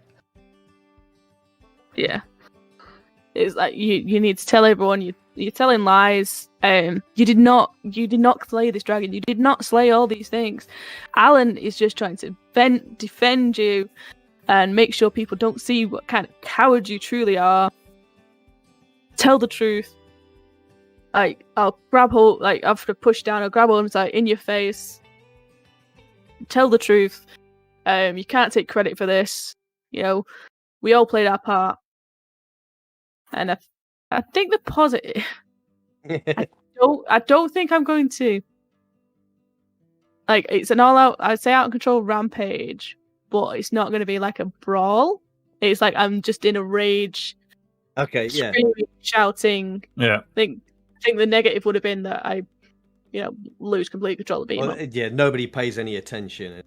Yeah. Yeah, I think the positive is I'm screaming. Maybe the positive is that starting. everybody is looking at you. Everybody is looking at you and seeing this all kick off. It shifted. The tension shifted right onto. Yeah. So they're now trying to understand what's going on, and I'm screaming in his face, and maybe they're starting to question it. Even though Alan's just done a big up, and obviously Arendo's already done the big up outside in the story, but now they're trying to question it because I'm so much in a fit of rage. And so much, like, he's not able to move because I'm over him, shouting. Ooh. Truth. Yeah, I think Right we're then. going to this in the second part of the... Yeah. in the second story part. Yeah. I'm starting to like this. Speaking of liars and cowards... Yes? What's up?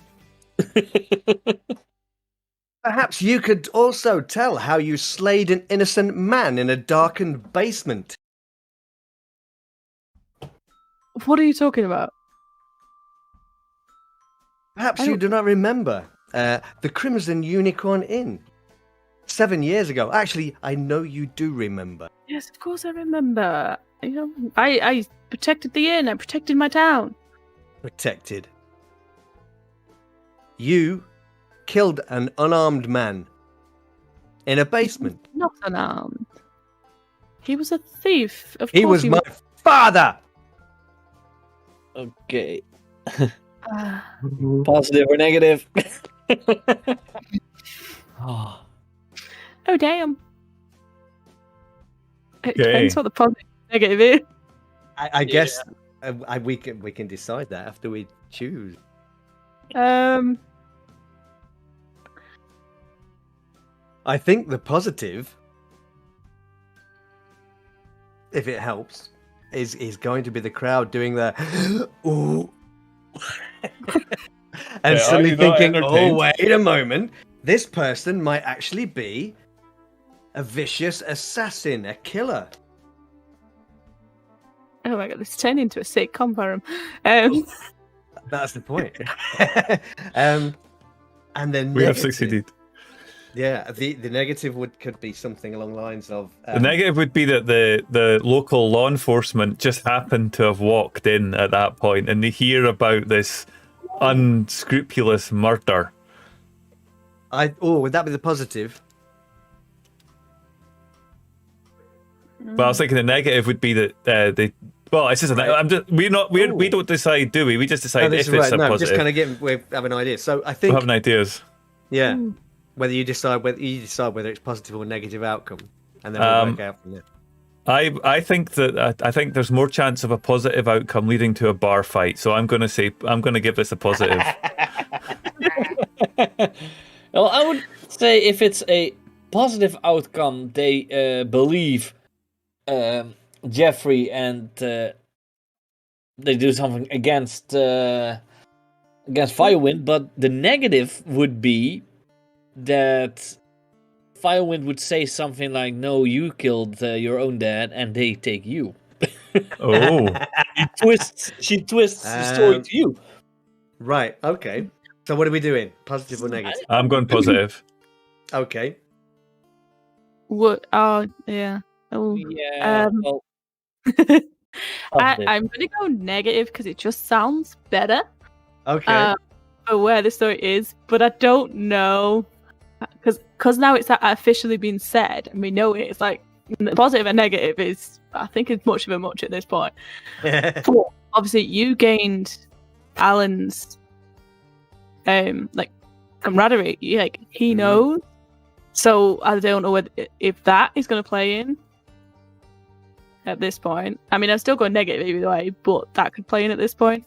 It could, and but the thing is that Alan doesn't know that the dead person from the guild was Jeff's father. Mm. So whether that would have any bearing on Alan, I don't know. What do you think? The positive or negative, though? You're going negative. Croy's going positive. Goon. It's on you. Yeah.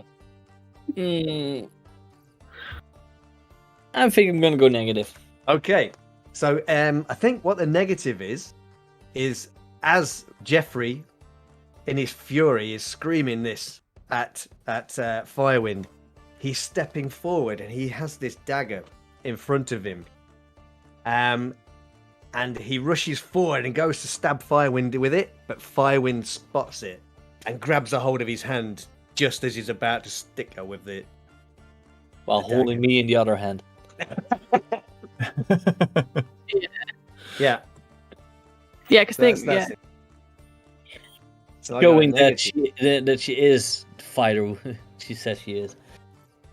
I don't got any negative cards. Can somebody give me a negative? I I can can just give want you. I think. Can I give you? No, I can't give you any of. No, I can give you one of mine. Yeah, whoever. There you go. Have fun Thank with you. that. Yeah, appreciate it.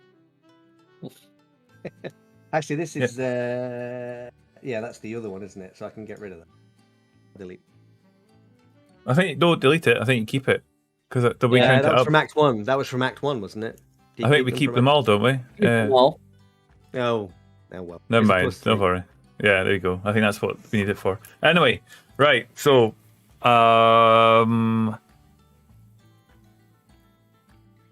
So that was what Act 2. Yeah. we're in Act 2, Oh. Scene 2, Act 2. So we see Well, next. we've got this out of control, and we've got betrayed by friends. I think we've already hit upon betrayed by friends. Like, well, I think there's a lot of potential with that one, though, isn't there? Right? Yeah, I mean, isn't yet fully not fully realized, but it's there, isn't it? It's simmering, but it's simmering. It will happen now. It's simmering between Firewind and Jeffrey, who up until this point, at least one side of the party might have thought they were friends. I think it will happen now between you and me. Alan is.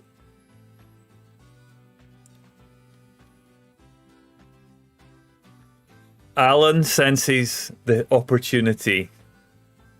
And watching now that all the attention is on Jeffrey and Firewind, I walk over through the crowd that's now kind of watching this confrontation, and I try and grab Arandur out from underneath Firewind, and I say to I go up to Firewind, and I say, and I just whisper in her ear, says, I think you've got bigger problems there. It seems that Jeffrey is somewhat aggrieved. Let me take Firewind out from under you, and you can surely deal with him later. Okay. So I'm leaving you for that for a positive or negative. Negative. Actually, yeah. Yeah, I think I would only say negative because she was in such a bit of rage. Like, I don't know. I think she's still angry, especially for just trying to get stabbed. Yeah. Also, just so attacked. And I want everyone to die. Arandur is underneath. It's negative. Arandur is underneath the boot of Firewind, and the negative is that Firewind refuses to relinquish that control over the coward under her boot, and I say, well, so I bend down onto the floor. It's still a group of people. They're all watching us. The whole tavern is watching us. And I go down onto the floor, and I whisper into Arandur's ear and say, try and get yourself out from under there and make some bets. I'm going to start something. I think this is the perfect opportunity. Oh, God. Okay. So that's me. That's it. So he has a terrible sense of timing, does Alan? This is a man who knows how to misread a situation. Excellent. Yeah, for sure. So that's the negative ending. The negative ending. Yeah, that's the negative ending because you're still positive. You haven't got away. Positive. You haven't got away. We haven't been able to do our thing. I'm going to do it anyway, but it's negative because I can't start it straight away. I've just told you the plan and talking to you as you've got on the ground. I've basically gone right down to your level and I'm whispering in your ear. Okay. Well. Since the last thing that Firewind said to me, I'm there, lying on the floor, completely terrified. Yes, you're right. I lied it all. It was all a lie. I never even held a sword. I get sick of the sight of blood. I knew it. Say it louder. Make him I'm hear. a coward! Yeah. Ooh. The intention. What's the intention? Is to get away. Yeah. Yeah. Staying alive. That's my intention. So would the positive be like you saying that makes me not step back, but release just to be able to make you say it, and the negative. To be honest, I think positive. I'm going positive. I want to see what happens. Yeah, I'm going to say positive too, just because I want to see the outcome, and I want to see Alan get what he's looking for, which is basically to start a brawl. But with Arendur making some money on the side of it, so he needs to get him out there. So yeah, I'm going to say positive. Okay, I'll say positive as well. Okay. I still have some. And we also know that Jeffrey is after Firewind. And didn't you say there was a scene between Jeffrey and Alan about that? Yeah, Jeffrey had. But the key. The key. It was the key to get the key to get for the portal. Yep. To take control of it. Yeah. Well, the positive ending. You let go. You accept my honesty now. I immediately, when I'm loose, I'm running to the other side of the bar. And I'm like there. And I'm just tapping one of the biggest guys in the bar.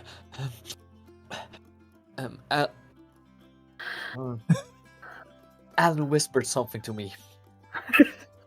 He said he could beat you in a fight. I can't. You know that I'm a coward, but Alan, he can take you. And he comes towards you. Tapping the guy next to him. Who would you say wins? Alan or the big guy? Excellent. I think we've missed a trick, and we could have had Alan fight squaring off against Firewind. That would have been amazing. Hey, you never know. We've still got some time. Yeah. So, Firewind. Right. See, looking at this, I know it's the thing, is we've got all the negative out, so we've just got positive cards.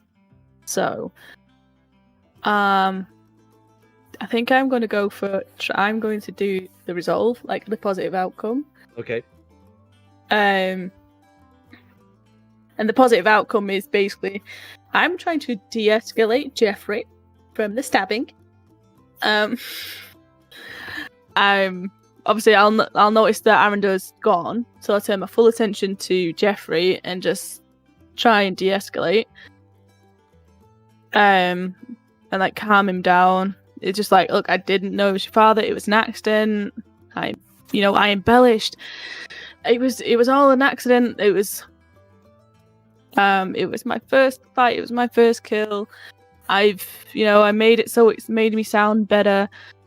But you gotta believe it was an accident. Like, this revenge is not worthy. I will kill you.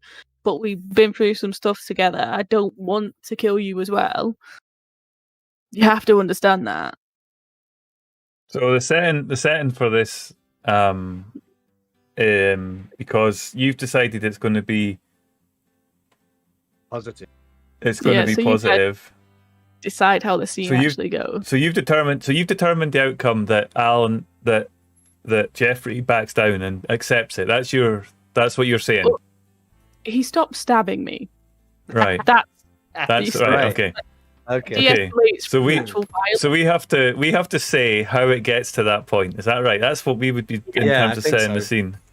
Yeah. It's just how much happens before we actually get to that point. Yeah. So at one point you've got a big guy walking across the room towards Alan, who is looking like he's going to smack him in the face, and that's what I reckon that happens. Like, I reckon it's the starting point of the brawl that Alan wants. So this is my contribution. Alan's out of control rampage is about to occur. My contribution to the de-escalation is that it's actually kicked off elsewhere, and that's kind of what the scene is. Yeah, I mean, how about then that it basically what happens is as this is going on, the brawl starts and Jeffrey is actually knocked out of the way by one of the people involved in the bar fight. I would even say the guy that I send up to you is a half orc, so pretty big. Yeah. Brute. He wants to kill you. Yeah. Yeah, it's- so- it's He wants kicked to off. kill you until you are dead. So shall we say that basically Jeffrey is knocked aside and knocked to the floor, maybe even, as this bar fight breaks out, and that's your positive outcome. So he's Yeah. no longer stabbing you. Yep. But it's not like I've been able to explain myself. It's just whatever else is going on, he's gone out the way. But So you're saying all of that stuff. yeah, it might not register, but I'm not getting stabbed. Yeah. That's the outcome. Okay. Yeah. Okay. Excellent.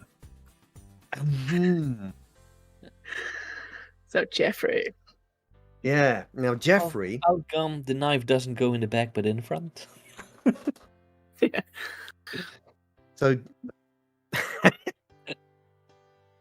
there's only positive outcomes left, right? Is that what we're saying? So Yeah. I can't have Jeffrey falling on his own knife. No, it's a positive for you now. Well, okay. So, well, I tell you what. Then, if I'm just going to say, I want a positive outcome. Give me a positive outcome. To this terrible situation that we all find ourselves in.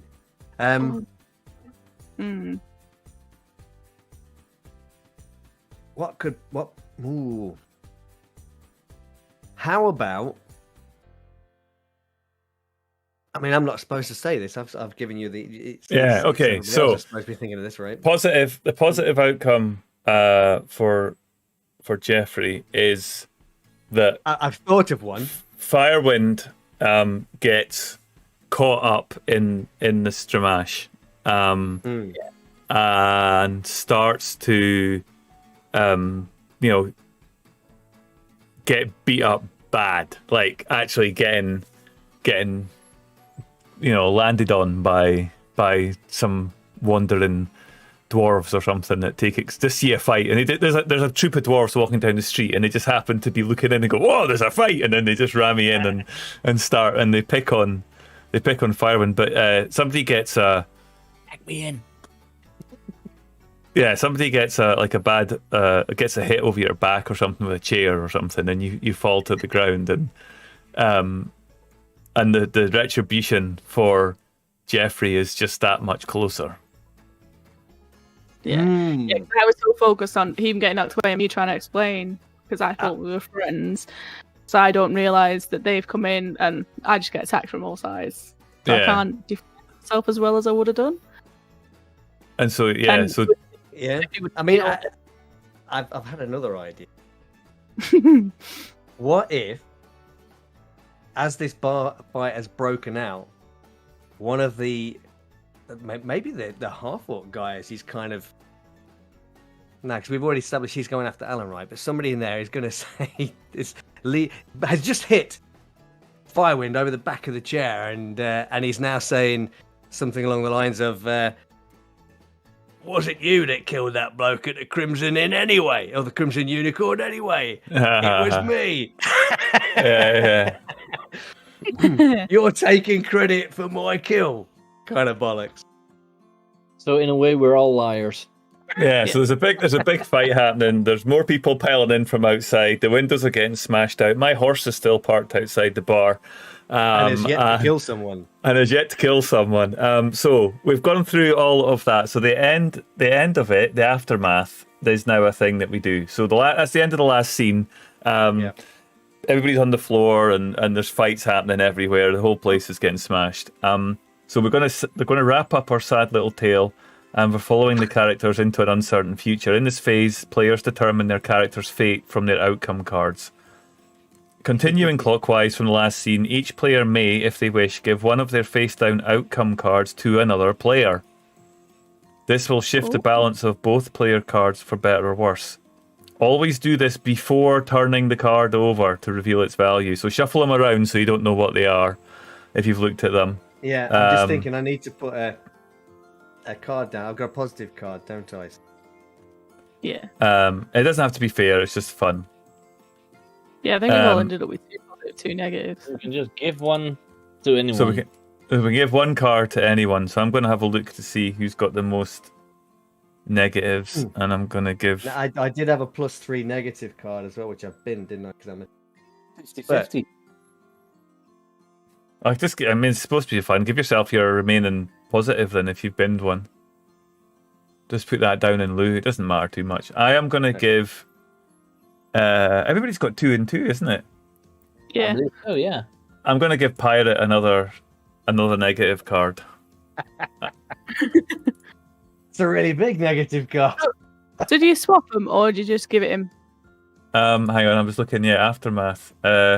Continue clockwise. So that was my shot, and if I wished, I gave one of my cards to another player, and that shifted the balance of the player's cards for better or worse. The cards you give can be positive or negative, and I need to explain why I'm helping their character have a better life or kicking them to the curb. I am wanting Jeffrey out the way because I see that Firewind the Red is about to get the absolute shit kicked out, and I know that Firewind has that key, which I can use myself to change the portal, and I want that portal to be able to further destabilize the Elven Enclave that kicked me out, and I want to get back beyond their magic and assassinate a lot of them in their sleep. And I will stop at nothing to achieve that goal, and that is why I am kicking Jeffrey while he is most certainly down. Yeah. Yes. Cool. So, Scone, are you doing anything for... Yes, well, you know what? I kind of want you to get that portal for you, so I'm going to give you a positive. Yes. Oh, Together, I united. see what you're going to get out of opening the portal to a different location. Yeah, because I would have told you about that. Definitely, yeah. Cool.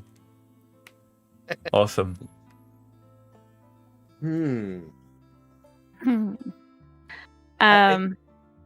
Yeah, you go. I was just gonna say, I think I would give Jeffrey a positive. Oh, just that was because, like, Firewind, even though she's a great fighter and everything, she doesn't particularly want to kill him because, you know, they kill a dragon together.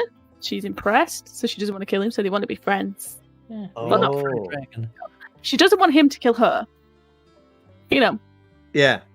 Do me solid. We killed the dragon together, but don't kill me. Okay. So I'll give you a positive. Yeah. Cool. And I think that perhaps you discovered, or Jeffrey maybe has discovered then that Firewind didn't kill him. Cool. There's so many cards. I know. Dad, who do I give? I don't want to give anybody a positive card. Yeah, I won't. I shall keep them all to Okay. myself. Okay, so now comes the point where we count our cards. Turning over all of our outcome cards, we add up the numbers as we did in the tilt. The result will be a number 0 or higher, blue or red. This is your aftermath total.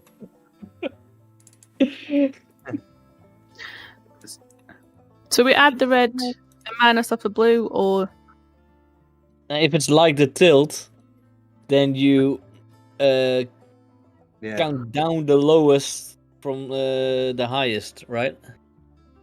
Yeah. so If you have two of both cards. Right? Yeah, I guess add up both of your reds and add up your reds, add up your blues, and then take the highest number from the lowest number, and take the color of the highest number. Yeah. So for me, it's a +1. I have +1 also. I have red 1. So Ooh. negative.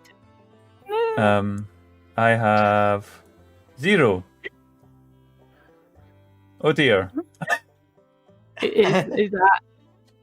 So there's an outcome card, isn't there, where we have to draw or something? Yeah. Yeah, right. So that's after the tilt. That's the aftermath I'm looking for. Okay. The So aftermath we card. count the cards. After counting clockwise, find and take the aftermath card that matches your color and total number. If the appropriate cards have been taken, take the card with the next lowest value. Okay, so aftermath cards are. Hang on a second. Aftermath cards. Right. How to do this? Choose. Aha. Okay, so I don't know if you guys can see this, but let me. Yeah. Right, so I got a 0. I'm not sure if it's a blue 0 or a red 0. Does it matter? It doesn't. It does matter, or are they both the same? I'm going to say I give myself a red 0 because the red number was the highest single card. Right, so that's my red 0. Okay, what did you get, Skoon? I have the +1, so So you've got a blue. You've got a blue 1. yeah. Oh, you see that as well. Cool, excellent. Right, I didn't know if you could see them or not. That's awesome. Right. Minerva, what did you get? A red 1. I can see that. If you want me to deal that to you, I can. There you go. Pirate, what did you get? I got +1. So, yeah. Is that a blue one? Yeah, blue 1. Yeah. Then you have to choose this next lowest. Well, it's a blue 0 you got. The next lowest is blue Okay. 0. Which is the worst thing. We're not dead.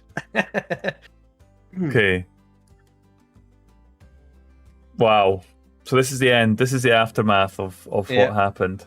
And do you have to tell a story about that? Or? Yeah, you have to got your epilogue. Okay.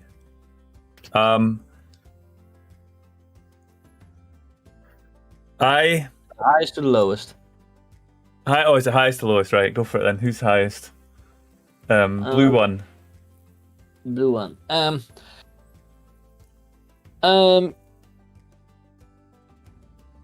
Well, my card, as you can see, is I have a strong feeling I'm dead right now, which feels like the right thing to be. My ugly fears has no doubt dragged people I care about into my contemptible wake, and they are probably dead too. I would say in this bar brawl, I try not to get into this, but this brawl went out of hand so quickly, I am not able to escape. And some of these fighters in this bar, they don't fight fair. They just take weapons and start hacking into other ones, and I get the pointy end of one of those swords. Straight through me. So not just in me, but it comes out the other end. And Ow. I fall down to my knees, and with the sword still in my body, I'm just sitting there. Dead. Oh dear. I think it's Jeffrey next then with the blue 0. Yeah. So the worst thing, I'm probably not dead because there are worse things than being dead. Right. So it turns out the poison that Jeffrey bought from the apothecary, he was actually swindled, and it's not that poisonous at all. It does, however, paralyze him, and the thing takes effect pretty much as soon as the bar fight breaks out. And so he's not dead, but he does look it. Everybody thinks he is. And when all the dust settles and they carry out the dead out to the hill where they're burying everyone, he's buried next to his friend Aranda. Buried alive. Yeah. Oh God, that's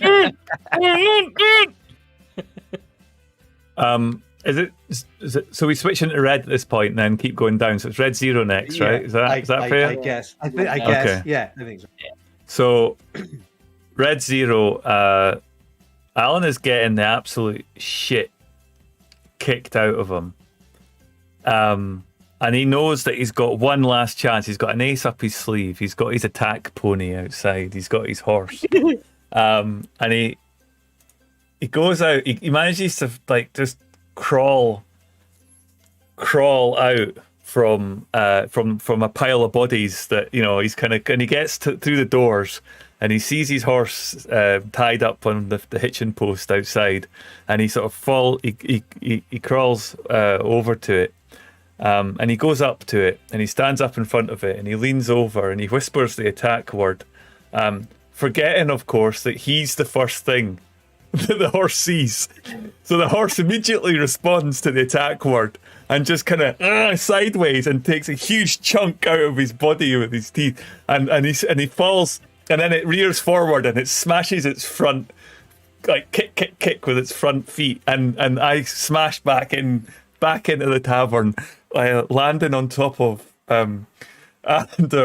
Landed on top you land on top of Arender as some guy's got this sword to him, and you accidentally that's how Arender gets killed. So yeah, so that knocks it, and then I lie there, and the blood's just kind of dripping out of me and then the horse then like jumps in through the window and just starts kicking and biting everything in front of it. It just goes off on a rampage. Oh wow. Okay. Brilliant. Red 1 is horrifying. I'm probably dead, right? Other people too. Probably innocent people. There is no justice. There is no mercy. Everything is utterly, painfully screwed. And it is all of it, my fault. Knew it. Yeah. Well, it actually is, because I pushed Arender off the table and started this yelling match. So I think with this is obviously I got attacked by these dwarves and this other big guy coming in shouting stuff at me. Now I try and fight back, but because this is a mass brawl, I'm lashing out at everybody. So I take my weapon. I've got the dragon tooth in hand. I'm literally just fighting for my life. So I kill quite a few people, or maim quite a few people, but it's not enough.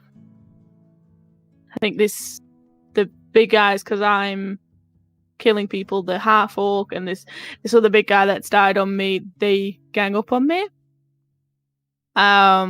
I think if we're going with that, this is where like the horse comes in, and everybody's just going absolutely mental now. Because everybody's just saying it just killed somebody outside. Like, this is some rabid, crazed horse, and it's come into this room with all these people fighting, and it's so much bigger. So everything just gets more intense. And I think in the midst of it all, I just end up taking too much. The landlord, his wife, and his daughter. Yeah, I end up harming the wrong people, and then everybody's on me because I'm literally just seeing red and going insane, just trying to get out of there. But ends up being I'm fighting against everybody, and that's how I die. Murder horse. Yeah, I'm trying to fight away everybody on the murder horse. I know. How about you are fighting and you're holding everybody off, doing brilliantly, chopping limbs off everywhere, and that's where Murder Horse comes in and just bites your head off. Yeah, Murder Horse, they just let him through. That's it, they just part for this Murder Horse. It's like, oh no. Yeah. It's you and the in com- horse face off. Excellent. Basically, you've killed everybody. Everybody else kind of in the bar is kind of all in pieces. And the murder horse, just see this shadow kind of come up behind you. And then, yeah. And then we just see this shadow of the murder horse taking your head off. Oh dear, Tavern wall. that is Murder horrifying. it's victorious. And it's turning into a B horror movie. Yeah, absolutely. It's a fiasco.